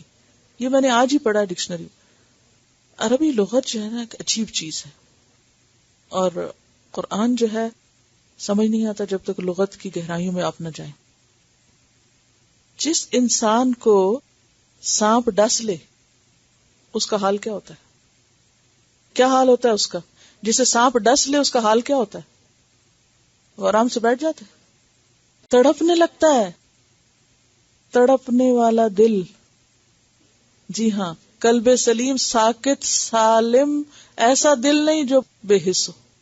ایسی صحت نہیں چاہیے کہ جس میں آرام فرمانے والا دل، بلکہ ایسا دل جو تڑپنے والا ہو، جس کو تڑپ لگ جائے، جس کو کہیں چین نہ آئے. کس چیز کی تڑپ لگ جائے، کس چیز کے اوپر چین نہ آئے؟ دنیا پہ دنیا مال و اولاد کے پیچھے بھاگنے میں چین نہ آئے. نہیں، اللہ کی ایسی محبت نصیب ہو، آخرت کی ایسی فکر، ایسا غم، ایسی بے چینی کہ جو انسان کو کہیں بیٹھنے نہ دے، آرام کرنے ہی نہ دے. اور جیسے اقبال نے بھی کہا تھا نا، خدا تجھے کسی طوفان سے آشنا کر دے کہ تیرے بحر کی موجوں میں اضطراب نہیں. تم اتنے آرام سے بیٹھے ہوئے ہو، کوئی تڑپ ہی کوئی نہیں اس کے اندر. یہ دل نہیں چاہیے. اور پھر ایک اور جگہ کیا کہتے ہیں؟ دل مردہ دل نہیں ہے، اسے زندہ کر دوبارہ. جیسے وہ کارڈیک اریسٹ ہوتا ہے نا، دل مرنے لگتا ہے تو پھر کیا کرتے ہیں؟ اس کو پمپ کرتے ہیں، اس کو شاک دیتے ہیں تاکہ وہ زندہ ہو، کیونکہ مر جائے گا انسان. کیونکہ انسان کی باڈی میں سب سے پہلا آرگن جو بن کے کام کرتا ہے پورا، وہ دل ہوتا ہے. پہلا آرگن دل بنتا ہے، اور ارلی سٹیج پر دل کام بھی شروع کر دیتا ہے. باقی آرگنز آہستہ آہستہ ڈیولپ ہوتے ہیں اور پھر ٹھہر ٹھہر کے آرام سے کام کرتے ہیں. مگر دل بنتے ہی ڈے 1 سے کام کرتا ہے، اور جب تک بندہ مرتا نہیں وہ کام کرتا رہتا ہے.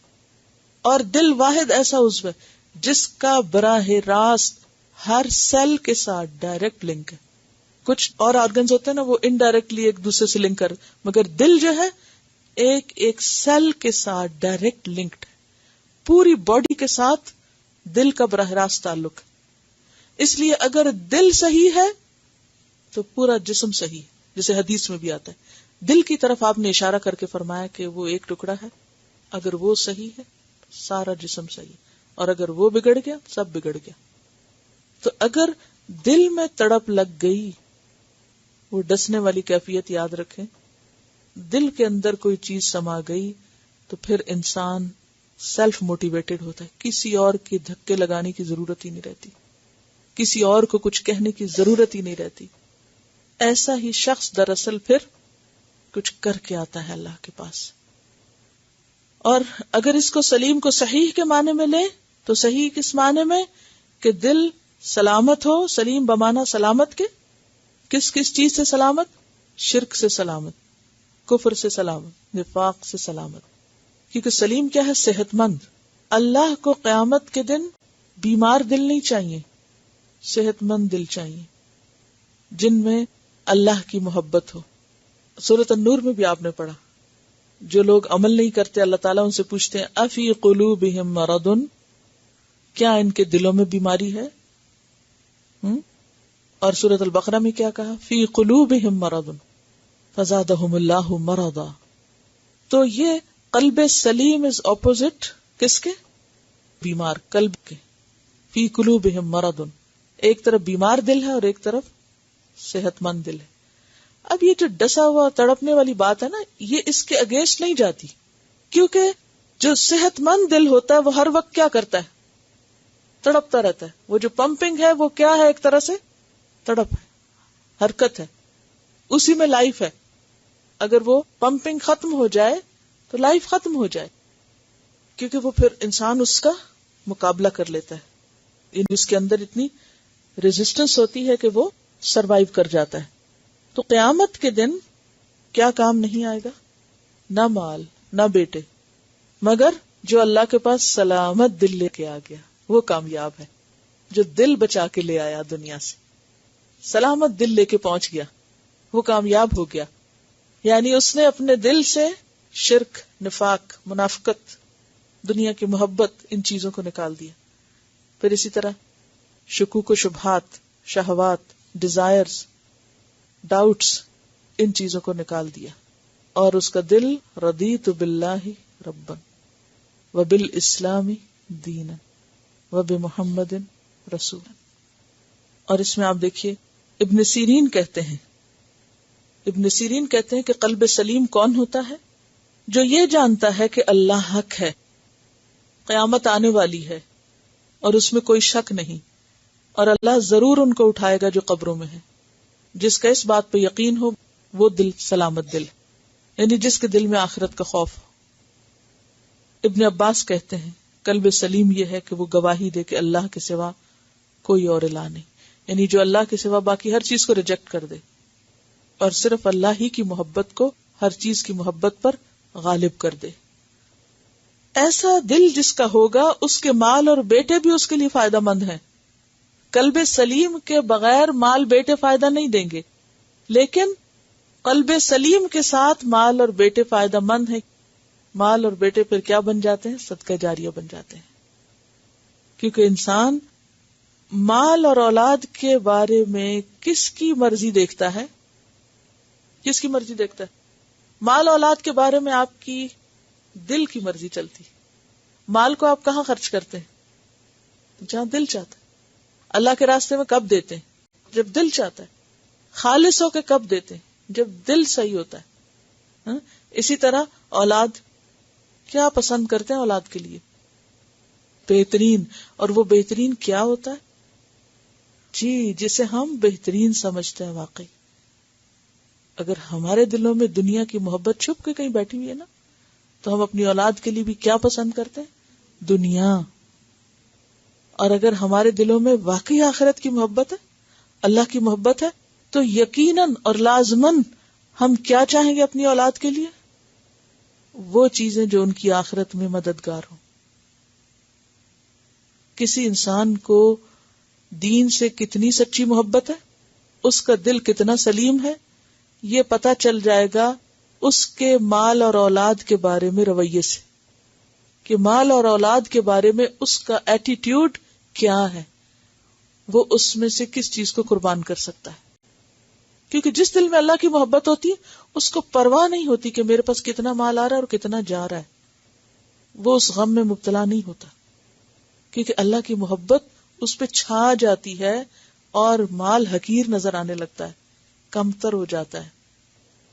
حضرت خدیجہ رضی اللہ تعالی عنہا کی مثال آپ دیکھیں کہ مکہ کی سب سے زیادہ مالدار ترین عورت تھی.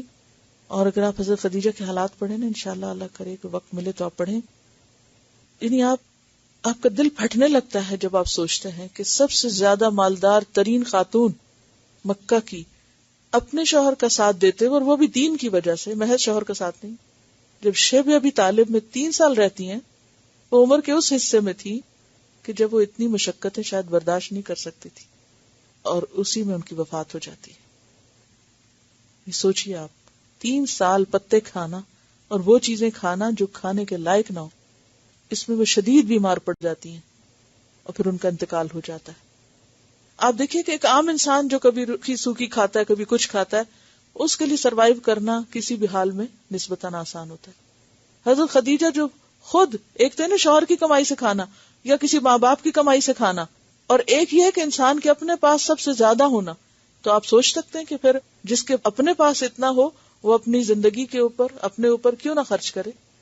ان کی زندگی ماضی ان کا کیسے گزرا ہوگا، اور اب ایک ایک دن میں کیسی کیسی تکلیفیں آئیں، اور آخر کہاں جا لگی؟ شیب ابی طالب میں، جہاں کوئی بزنس نہیں کر سکتا تھا، نہ خرید نہ فروخت، نہ کوئی ان کے ساتھ لین نہ دین.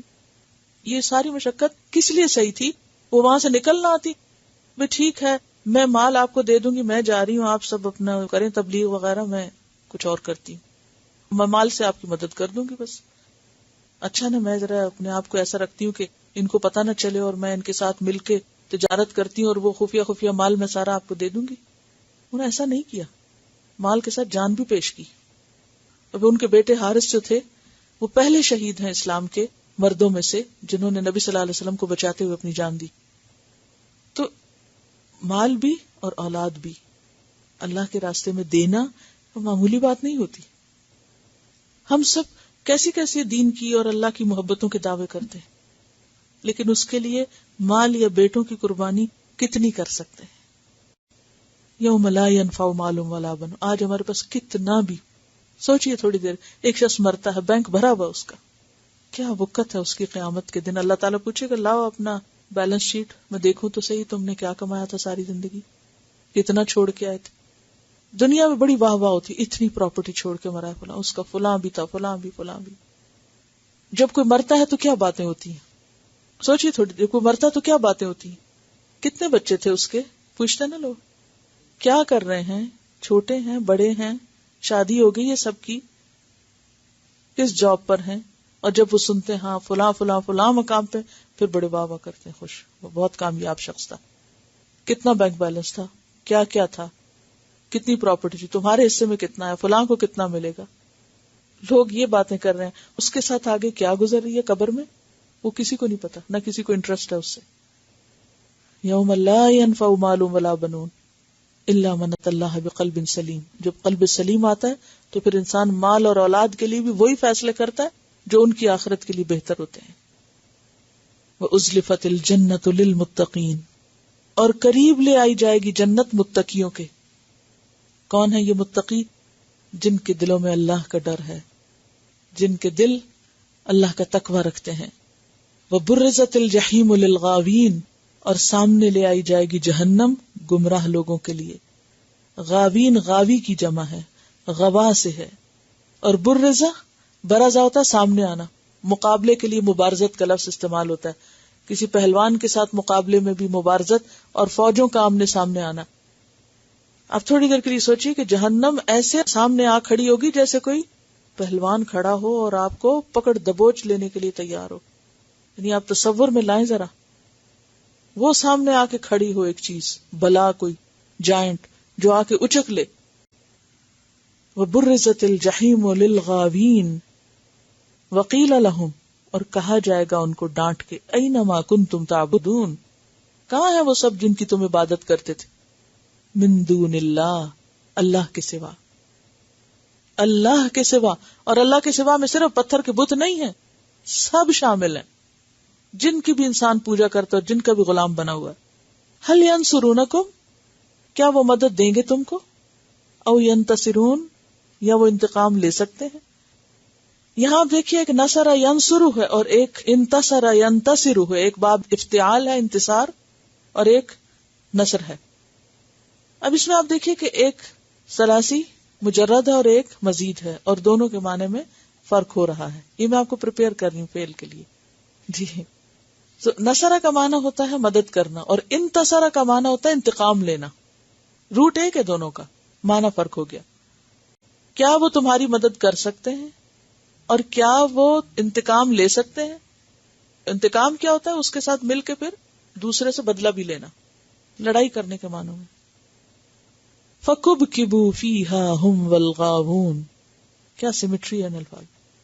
فَكُبْكِبُوا فِيهَا هُمْ وَالْغَاوُونَ، کبکبو اوندھے منہ پھینکے جائیں گے. توبہ. کاف بابا روٹ ہے اور کاف دوسری دفعہ ایڈ ہوا ہے اس میں تکرار کے لیے، اور یہ جو تکرار ہوتی ہے کسی لفظ میں وہ اس کے اندر مزید شدت پیدا کر دیتی ہے معنی میں. کسی چیز کو اوپر سے لڑکا کے گڑھے میں پھینکنا. ذرا تصور میں لائیں، ایک انسان ہے، اس کو کنویں میں پھینکا جا رہا ہو، پہلے اس کو ٹانگیں اوپر اور سر نیچے، اور پھر دھڑام سے اسے پھینکا جائے نیچے. ایسی کیفیت ہے یہاں. فَكُبْكِبُوا فِيهَا هُمْ وَالْغَاوُونَ، اوندے منہ پھینک دیے جائیں گے، سر کے بل لڑکا دیے جائیں گے وہ بھی، اور سارے گمراہ، یعنی اپنے چہروں کے بل.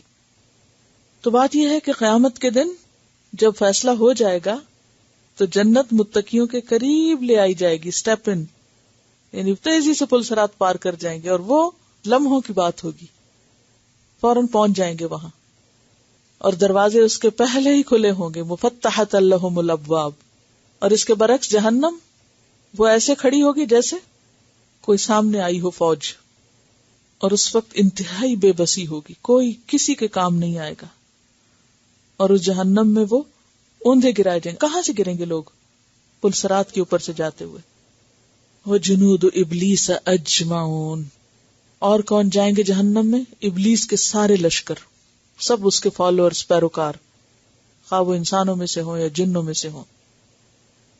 جیسے سورۃ الحجر میں آتا ہے وَإِنَّ جَهَنَّمَ لَمَوْعِدُهُمْ أَجْمَعِينَ لَهَا 7 أَبْوَابٍ لِكُلِّ بَابٍ مِّنْهُمْ جُزْءٌ مَقْسُومٌ. قالوا، وہ کہیں گے، وَهُمْ فِيهَا يَخْتَصِمُونَ، اور وہ اس میں باہم جھگڑ رہے ہوں گے.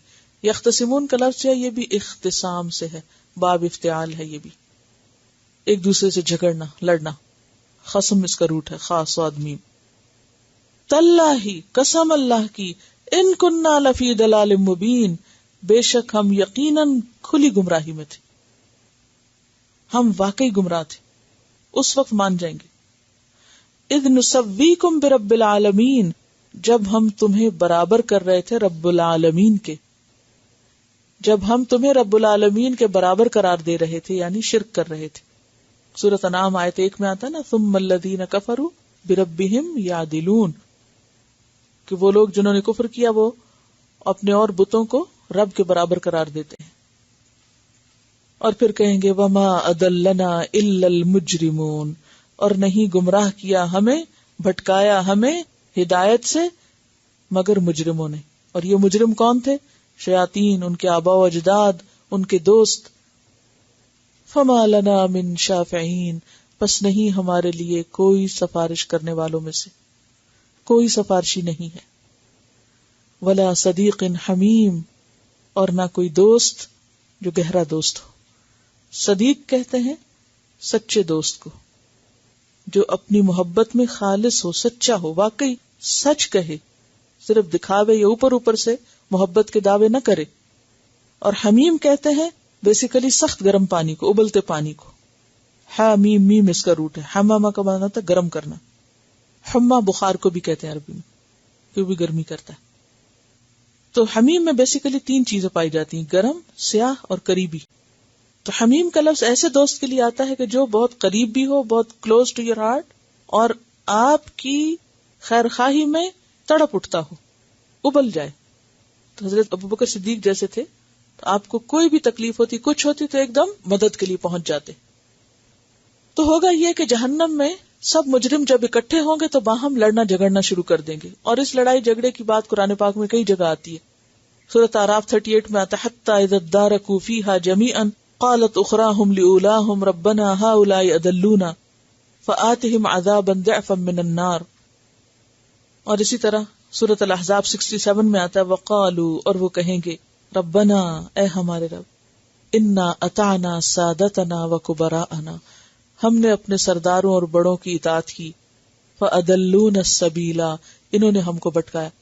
آج تو بڑے فخر سے کہتے ہیں ہم اپنے باپ دادا کے طریقے پر ہیں، اور کل اسی باپ دادا کو کوسیں گے بیٹھ کے اور کہیں گے یہ ہمارے بڑے، انہوں نے ہمیں بھٹکایا اور ہم بھٹک گئے. اب ہے کوئی سفارشی؟ الاعراف 53 میں آتا ہے فَهَلْ لَنَا مِن شُفَعَاءَ فَيَشْفَعُوا لَنَا أَوْ نُرَدُّ فَنَعْمَلَ غَيْرَ الَّذِي كُنَّا نَعْمَلُ. لیکن نہ تو واپسی، نہ کسی کی مدد، نہ کوئی سفارش، اور نہ ہی اللہ کی طرف سے کسی قسم کی کوئی چھوٹ ان کے لیے. اور وہاں اس مصیبت میں جا کے سب ایک دوسرے کے گلے پڑیں گے، کوئی کسی کی عزت نہیں کرے گا اور کوئی کسی پر رحم نہیں کرے گا. الاخلاء یومئذ بعضهم لبعض عدو، دوست اس دن ایک دوسرے کے دشمن بن جائیں گے. الا المتقین، سوائے متقی لوگوں کے. سورہ 764 میں آتا ہے ان ذالک لحق، یہ بات بالکل سچی ہے. تخاصم اہل النار، کہ اہل النار آپس میں خوب جھگڑے کریں گے، بڑی لڑائیاں لڑیں گے. دنیا میں بھی آپ دیکھیں گے کہ عام طور پر لڑائیاں کہاں ہوتی ہیں زیادہ؟ جہاں لاسز ہوتے ہیں، جہاں کوئی نقصان ہوتا ہے، جہاں ایک دوسرے کی کوئی ضرورت پوری نہیں کرتا. شوہر بیوی میں عام طور پر لڑائی کیوں ہوتی؟ جب بیوی کو یہ شکایت ہوتی شوہر مجھے خرچہ نہیں دیتا. عام طور پہ بیویوں کے یہی شکوے ہوتے ہیں. یا پھر اسی طرح جب کوئی بزنس میں لاس ہو جائے یا کوئی اور نقصان ہو جائے تو پھر محبتیں عموماً کس میں بدل جاتی؟ یعنی سب لوگ مل کے اگر کوئی کام کر رہے اکٹھے خوش باش، کوئی چیز ٹوٹ گئی، کوئی پھوٹ گئی تو کیا ہوگا؟ وہی لڑائی جھگڑے شروع ہو جائیں گے، ایک دوسرے کو بلیم کرنے لگیں گے. تو قیامت کے دن جب ساری زندگی لوگ ہار چکے ہوں گے تو پھر کیسی کیسی لڑائیاں ہوں گی اور کیسے کیسے ایک دوسرے کو بلیم کریں گے. اور ویسے بھی ہر چیز بے نقاب ہو کے کھل کے سامنے آ جائے گی کہ کون کس کا کتنا مخلص تھا، کون کس کے لیے کتنا سچا تھا. اور اس وقت وہ تمنا کریں گے فَلَوْ أَنَّ لَنَا كَرَّةً، کاش ہمیں ایک دفعہ واپس جانے کا موقع ملے، صرف ایک بار. کرہ یا کرو کا کیا معنی ہوتا ہے؟ ایک بار لوٹنا. فَنَكُونَ مِنَ الْمُؤْمِنِينَ، تو ہم ضرور ہو جائیں مومنوں میں سے. الاعراف 53 میں آتا ہے او نرد فنعمل غیر الذی کننا نعمل، لیکن کون واپس آ جائے گا؟ کوئی بھی نہیں. اللہ تعالیٰ فرماتے الانعام 28 میں وَلَوْ رُدُّوا لَعَادُوا لِمَا نُهُوا عَنْهُ، اگر واپس لایا بھی جائے وہی کریں گے جو وہ پہلے کرتے رہے، جس سے روکے گئے وہ. وَإِنَّهُمْ لَكَاذِبُونَ، یہ بالکل جھوٹے ہیں. کیونکہ دنیا میں بھی اللہ تعالیٰ انسان کو بارہا موقع دیتا ہے، بہت سے چانسز ملتے ہیں انسان کو. کس بات کے؟ سمجھنے کے، سنبھلنے کے. ہم میں سے اکثر لوگ ایسا ایکسپیرینس کرتے ہیں کہ کسی نہ کسی شدید بیماری سے سروائیو کر جاتے ہیں، کسی شدید حادثے سے بچ جاتے ہیں، کوئی ایکسیڈنٹ سے بچ جاتے ہیں، تو اس وقت انسان کیا سوچتا ہے کہ اللہ نے پھر مہلت دے دی. اور اس وقت انسان بہت وعدے کرتا ہے کہ اب تو میں فلاں فلاں غلط کام بالکل نہیں کروں گا، اور پھر وہیں کے وہیں آ جاتے ہیں. اللہ تعالیٰ فرماتے ہیں سورۃ المومنون 75 میں وَلَوْ رَحِمْنَاهُمْ، یہ رحم کے قابل نہیں، اگر ہم ان پہ رحم کریں بھی، وَكَشَفْنَا مَا بِهِم مِّن ضُرٍّ، اور ہم ان کی تکلیف دور کر دیں، لَلَجُّوا فِي طُغْيَانِهِمْ يَعْمَهُونَ، تو پھر اسی سرکشی میں یہ گھس جائیں جس میں یہ پڑے ہوئے تھے، اور وہی بھٹکنا پھرنا. ان فی ذلک لآیہ، بے شک اس میں، کس میں؟ قصہ ابراہیم میں، البتہ ایک بڑی نشانی ہے. ابھی میں آپ سے پوچھتی ہوں کیا نشانی، پیچھے پلٹیں گے ابھی. وما کان اکثرهم مؤمنین، اور ان کی اکثریت مومن نہیں. یہ نشانی سن کے، پڑھ کے، دیکھ کے پھر بھی نہیں مانتے. وان ربک لہو العزیز الرحیم، اور بے شک تیرا رب البتہ وہ زبردست بھی ہے، رحم فرمانے والا بھی ہے. زبردست کس کے لیے؟ جو اس کے مقابلے میں اکڑے اور سرکشی دکھائیں. اور رحیم کس کے لیے؟ جو واقعی ایسے کام کریں کہ جو اللہ کی رحمت کو دعوت دیں اور وہ رحم کے قابل بھی ہوں. ورنہ باقیوں کے لیے رحم نہیں ہوگا، کیونکہ وہ رحم کے قابل نہیں. ان آیات کی تلاوت سنیے، اور پھر میں انشاءاللہ قلب سلیم پہ بھی دوبارہ جاؤں گی، پیچھے پلٹوں گی. اور اس واقعے میں جو سبق ہے، دیکھیے کہ اگر ہمیں یہ پتا چلے کہ دنیا میں کوئی چیز حاصل کرنے کے لیے ہمیں کوئی خاص اس کی قیمت چاہیے، اور کچھ بھی انسان جب پاتا ہے تو اس کی قیمت دیتا ہے. You have to pay the price. اور آپ جس ملک میں ہوتے ہیں اسی کی کرنسی چلتی ہے. اگر وہ نہ ہو آپ کے پاس تو کیا کرتے ہیں آپ؟ یعنی سمپل سا فارمولا نا. آپ کچھ خریدنا چاہتے ہیں، آپ کو کیا چاہیے؟ کرنسی چاہیے، پیسے چاہیے. اور کون سے پیسے چاہیے؟ کون سی کرنسی چلے گی؟ اسی ملک کی جہاں آپ موجود ہیں، جہاں سے آپ کچھ خریداری کرنا چاہتے ہیں، یا جو وہ ایکسپٹ کرتے ہیں. بعض اوقات آپ سب کو تجربہ ہوا ہوگا کہ آپ کہیں جاتے ہیں کسی دوسرے ملک میں، کسی دوسری جگہ پر، تو آپ ان سے پوچھتے ہیں کہ آپ ڈالر لیں گے، پاؤنڈز لیں گے، روپے لیں گے؟ تو کیا کہتے ہیں؟ ہم یہ کارڈ ایکسپٹ کرتے ہیں اور یہ نہیں کرتے، اور یہ کرنسی لیتے ہیں اور یہ نہیں لیتے. تو اب آپ ان پہ زبردستی تو نہیں کر سکتے. یہ کر سکتے ہیں نہیں. آپ کیا کرتے ہیں؟ دکان سے نکل آتے ہیں اور جا کے اسے کنورٹ کرتے ہیں، اور پھر آپ واپس جاتے ہیں کیونکہ آپ کو وہ چیز ضروری خریدنی ہے، اور اگر نہ ضرورت ہو تو چھوڑ دیتے ہیں. تو جسے خریداری کا شوق ہو، جسے کچھ حاصل کرنا ہو، اسے کچھ دینا ضرور پڑتا ہے. آپ کہ نہیں دکاندار کو آپ رحم کریں مجھ پر، یہ کرنسی نہیں ہے میرے پاس جو تم چاہتے ہو، لیکن مجھے اس چیز کا شوق بہت ہے.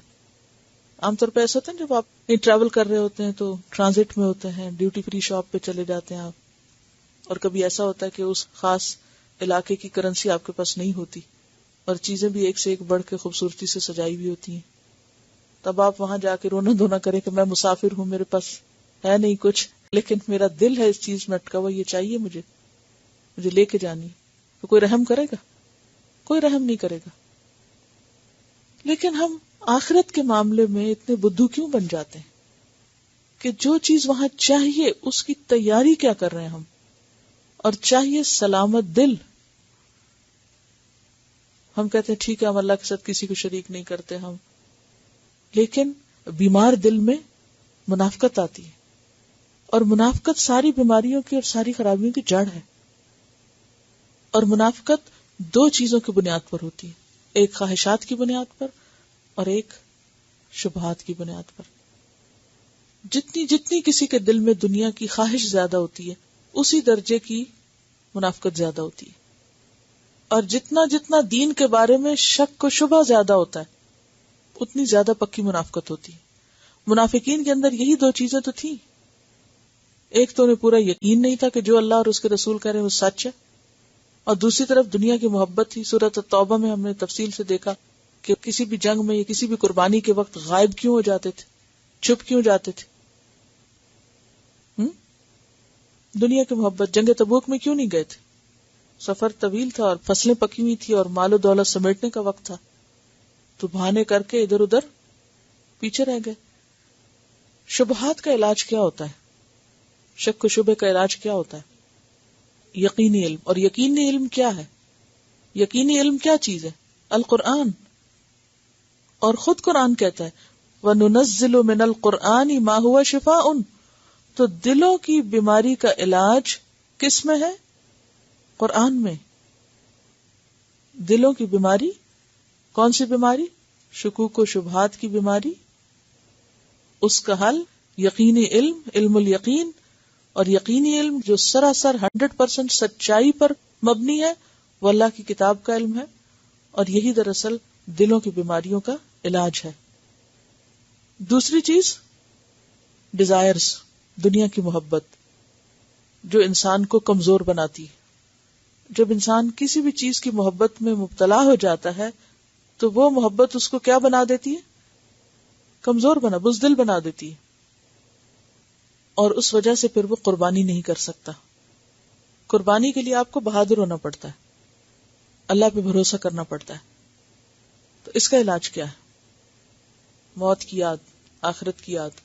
خواہشات کا علاج، جیسے کہ ابن سیرین نے کہا نا کہ قلب سلیم کس کا ہے؟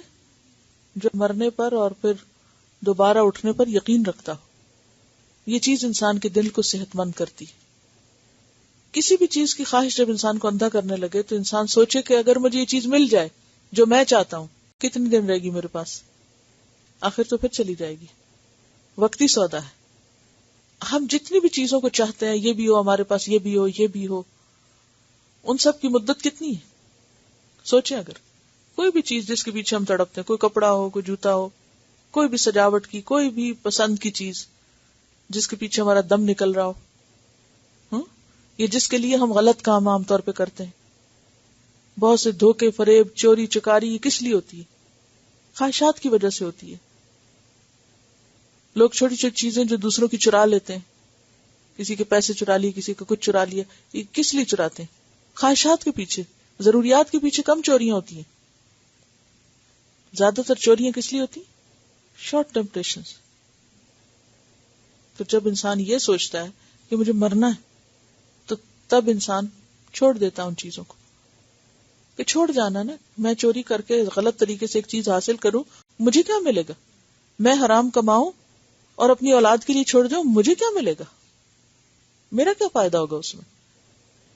وہ تو میری قبر میں نہیں آئیں گے چھڑانے مجھے، جن کے لیے میں اکٹھا کر رہا ہوں سب. لیکن ہم پھر بھی خود پہ ترس نہیں کھاتے. پھر قلب سلیم کو جو چیز نقصان دیتی ہے نا، صحت مند دل کو، اب دیکھیں کہ عام طور پر دل کی بیماری کی وجوہات کیا ہوتی ہیں. یعنی ایک ہیلدی ہارٹ کو بھی بیمار کرنے والی چیزیں کیا ہیں؟ مثلاً عام طور پر تمباکو نوشی، ورزش نہ کرنا، کھانے پینے میں احتیاط نہ کرنا، کوئی کام کاج نہ ہونا، اور ذہنی دباؤ. ذہنی دباؤ ہارٹ اٹیک کا سبب بنتا ہے. کبھی سوچے کوئی کہ ذہنی دباؤ کس لیے ہوتا ہے؟ انسان کو سٹریس کیوں ہوتے ہیں؟ کس وجہ سے انسان سٹریسڈ آؤٹ ہوتا ہے؟ خواہشات، یہ بھی کر لوں، وہ بھی بھئی کیوں؟ سارا کچھ آپ کو ہی کرنا ہے، نہ کریں آپ کچھ، کوئی کسی اور کو دے دیں کرنے کے لیے، یا یہ بھی مل جائے، وہ بھی مل جائے، وہ بھی مل جائے، وہ کوئی کسی اور کے لیے بھی چھوڑ دیں. اتنا کچھ اکٹھا کر کے کیا کریں گے؟ تو جتنے بھی ذہنی دباؤ ہیں وہ سارے خواہشات کی وجہ سے ہیں. ہوس، سب کچھ میرے ہی پاس ہو. کوئی جوتا دیکھا، کپڑا دیکھا، کوئی چیز دیکھی، انہیں چھوٹی چھوٹی چیزوں کے پیچھے. کوئی چیز چلی گئی تو غم لے کے بیٹھ گئے، کسی نے کچھ کہہ دیا تو غم لے کے بیٹھ گئے. دل کو بیمار کرنے والی چیزیں کیا ہیں؟ یہی تو ہیں، یہ چھوٹے چھوٹے سٹریس. خوف، غم. خوف کس چیز کا ہوتا ہے؟ بتائیے کس چیز کا خوف ہے آپ کو؟ کبھی بیٹھ کے اپنا انالیسس کریں. کس چیز سے ڈرتی ہوں میں؟ کیا ضرورت ہے ڈرنے کی؟ چیزوں کے چھننے سے ڈرتا ہے نا انسان. یہ چلا جائے گا میرے ہاتھ سے، وہ ہو جائے گا، وہ ہو جائے. کیا ہو جائے گا؟ کچھ نہیں ہوگا، مر تو نہیں جائیں گے. تو اس میں جب تک انسان اپنے ساتھ خود سچا نہیں بنتا اس وقت تک بات نہیں بنتی. اسی لیے ابراہیم علیہ السلام نے لسان صدق مانگی تھی. اور کیا چیز دلوں کو بیمار کرتی ہے؟ حسد، بغض، نفرت. لوگوں کی نفرتیں بیمار کرتی ہیں. اچھا، نفرت کیوں ہوتی؟ فلاں نے مجھے یہ کہہ دیا تھا، فلاں نے میرے ساتھ یہ کیا تھا. ان باتوں کو نہ بھولنا، معاف نہ کرنا. بھی معاف کر دیں، چھوڑ دیں، خود ریلیکس ہو جائیں گے. اور دیکھیں کہ جتنا بھی ہم ان چیزوں کے اوپر کڑتے رہے، نتیجہ کیا ہوتا ہے؟ کتنا بھی آپ کسی سے نفرت کر لیں، کیا ملے گا آپ کو؟ اس کے برعکس اگر آپ محبت کریں تو کیا ملے؟ بالکل فرق ہو جائے گا سیناری. اور تکبر، خود پسندی اور حسد، کسی اور کی بھلائی اچھی لگنا ہی نہ. فلاں کو کیوں عزت مل گئی، فلاں کو کیوں مال مل گیا، فلاں کو یہ عہدہ کیوں مل گیا، فلاں کو یہ چیز کیوں مل گئی. کسی کی خوشی پہ خوش نہ ہونا، کسی کی نعمت پہ راضی نہ ہونا، یہ بھی دل کی بیماری ہے نا. حسد، بغض، بغی، سرکشی، تکبر، خواہشات کی محبت، یہ ساری چیزیں انسان کو سٹریس آؤٹ کرتی ہیں، ذہنی دباؤ کا سبب بنتی. یعنی خود کردہ را علاج نیست. جو ان چیز انسان اپنے سے خود نہ نکال سکے اس کا علاج کسی اور کے پاس نہیں ہوتا. یہ وہ چیزیں ہیں جن کو اپنے اندر سے نکالنے کے لیے آپ کو خود ہی کوشش کرنی پڑے گی، روکنا پڑے گا خود کو. اتنے لوگ شاید کسی جنگ میں نہیں مرتے جتنے ان بیماریوں سے مرتے ہیں، ہارٹ ڈیزیز سے مرتے ہیں. اس سبق میں کیا سیکھا آپ نے؟ کیا نشانی ہے؟ ان فی ذالک لآیہ، ابراہیم علیہ السلام کا قصہ پڑھ کے سنا دیا آپ کو. بتائیے کیا نشانی ہے آخر میں؟ کیا سیکھا آپ نے؟ پورے قصے سے کیا بات آج آپ کو سمجھ آئی ہے؟ اس کیفیت کو آپ دیکھیں کہ کتنے لوگوں کی یہ تڑپ یا طلب ہوگی کہ یا اللہ جو لوگ میرے بارے میں سوچیں وہ وہی سوچیں جو میں ہوں، اس سے زیادہ نہیں. کتنا بڑا دھوکہ ہے جو ہم اپنے آپ کو دیتے ہیں. وہ بن کے دکھاتے ہیں جو ہم ہوتے نہیں ہیں. ہے یہ بیماری یا نہیں؟ کس قدر عام ہے یہ بیماری کہ ہم وہ دکھائی دینا چاہتے ہیں جو ہم حقیقت میں نہیں ہوتے. کوئی بات نہیں پتا، جھوٹ بول کے، غلط بیانی کر کے کہ کوئی یہ نہ سوچے کہ اچھا اس کو یہ نہیں پتا. یہ کیوں کرتے ہیں؟ تو بن کے دکھانا چاہتے ہیں کہ کوئی یہ نہ سمجھے کہ لو اس کو یہ بھی نہیں پتا. بعض اوقات ہمیں ایک علم کی بات نہیں پتا ہوتی، ہم کسی کیوں نہیں پوچھتے؟ کسی کو پتا چل جائے گا، اس کو پتا ہی نہیں. موسیٰ علیہ السلام کا آج میں پھر پیچھے سے سورت سن رہی تھی تو اس میں موسیٰ علیہ السلام کہتے ہیں وَفَرَرْتُ مِنْكُمْ لَمَّا خِفْتُكُمْ، میں بھاگا تھا تم سے، میں بھاگ گیا تھا جب مجھے تم سے ڈر لگا تھا. کیا معصومیت اور کتنی بڑی سچائی ہے. بڑے دربار میں کہتے ہاں مجھے ڈر لگا تھا تم سے اور میں بھاگا بھی تھا. انہوں نے یہ نہیں سوچا کوئی کہے گا اچھا تم بزدل تھے اور تم قاتل تھے اور فلاں تھے. نہیں، میں ایسا ہی تھا. تم نے یہ کیا، ہاں میں نے کیا تھا، جب میں ناسمجھ تھا میں نے کیا تھا. کتنے لوگ آج اپنی غلطیوں کا اعتراف کریں برملا کہ کوئی انہیں کہے تم نے یہ کیا تھا تو کہے نہیں میں نے تو نہیں کیا تھا. ہم نے بعض اوقات کیا ہوتا ہے اور پھر ہم جھوٹی صفائی پیش کرتے ہیں.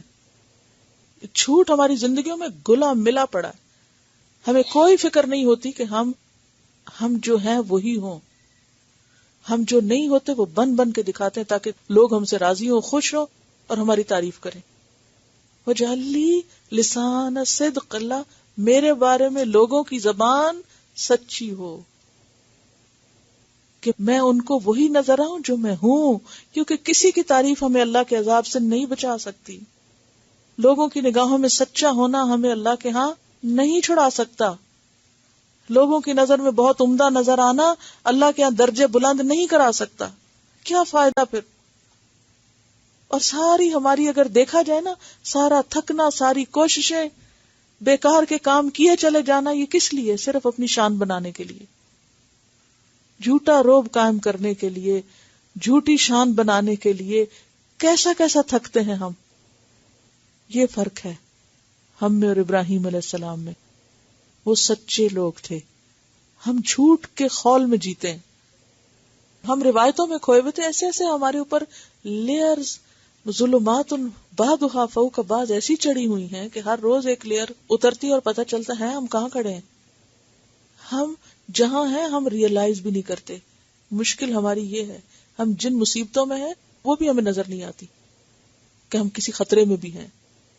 دیکھیں نا، بچپن سے ہمارے آس پاس باتیں کیا ہوتی ہیں، ہمارا ماحول کیا ہوتا ہے. دیکھو لوگ کیا کہیں گے، دیکھو فلاں کیا کہے گا، ہے فلاں دیکھ لے گا. ہر وقت تو فلاں کا خوف ہے ہمارے اوپر. اللہ تو ہم کو کہیں نظر ہی نہیں آتا. رات میرے بیٹے نے کچھ لکھا اور پھاڑ کے پھینک رہا تھا تو میں نے کہا کیا لکھا ہے تم نے؟ ایسے کچھ لکھا ہے. میں نے کہا کیوں پھاڑ رہے ہو؟ تاکہ کوئی پڑھ نہ لے. میں نے کہا تمہیں پتا ہے اللہ نے بھی پڑھ لیا اور فرشتوں نے بھی لکھ لیا، تم نے یہاں سے تو پھاڑ دیا، وہاں تو لکھا جا چکا ہے. بجائے اس کے کہ ان کو خود سے ڈرایا جائے یا لوگوں سے ڈرایا جائے، جو ڈرنے کی چیز ہے نا اسی سے ڈرایا جائے. لیکن ہم بچوں کو یہ بھی کہاں بتاتے ہیں ہم یہ کیا کہتے؟ لوگ کیا کہیں گے؟ اپنے واسطے دے رہے ہوتے ہیں، میری عزت رکھو، ہمارا نام بلند کرنا. کیا گھٹیا منزلیں ہیں جو ہم نے اپنے لیے متعین کی ہوئی ہیں. قیامت کے دن اگر عزت نہ ہوئی، ابراہیم علیہ السلام کس بات کی دعا؟ یا اللہ ادھر اس دن بےزتی نہ ہو.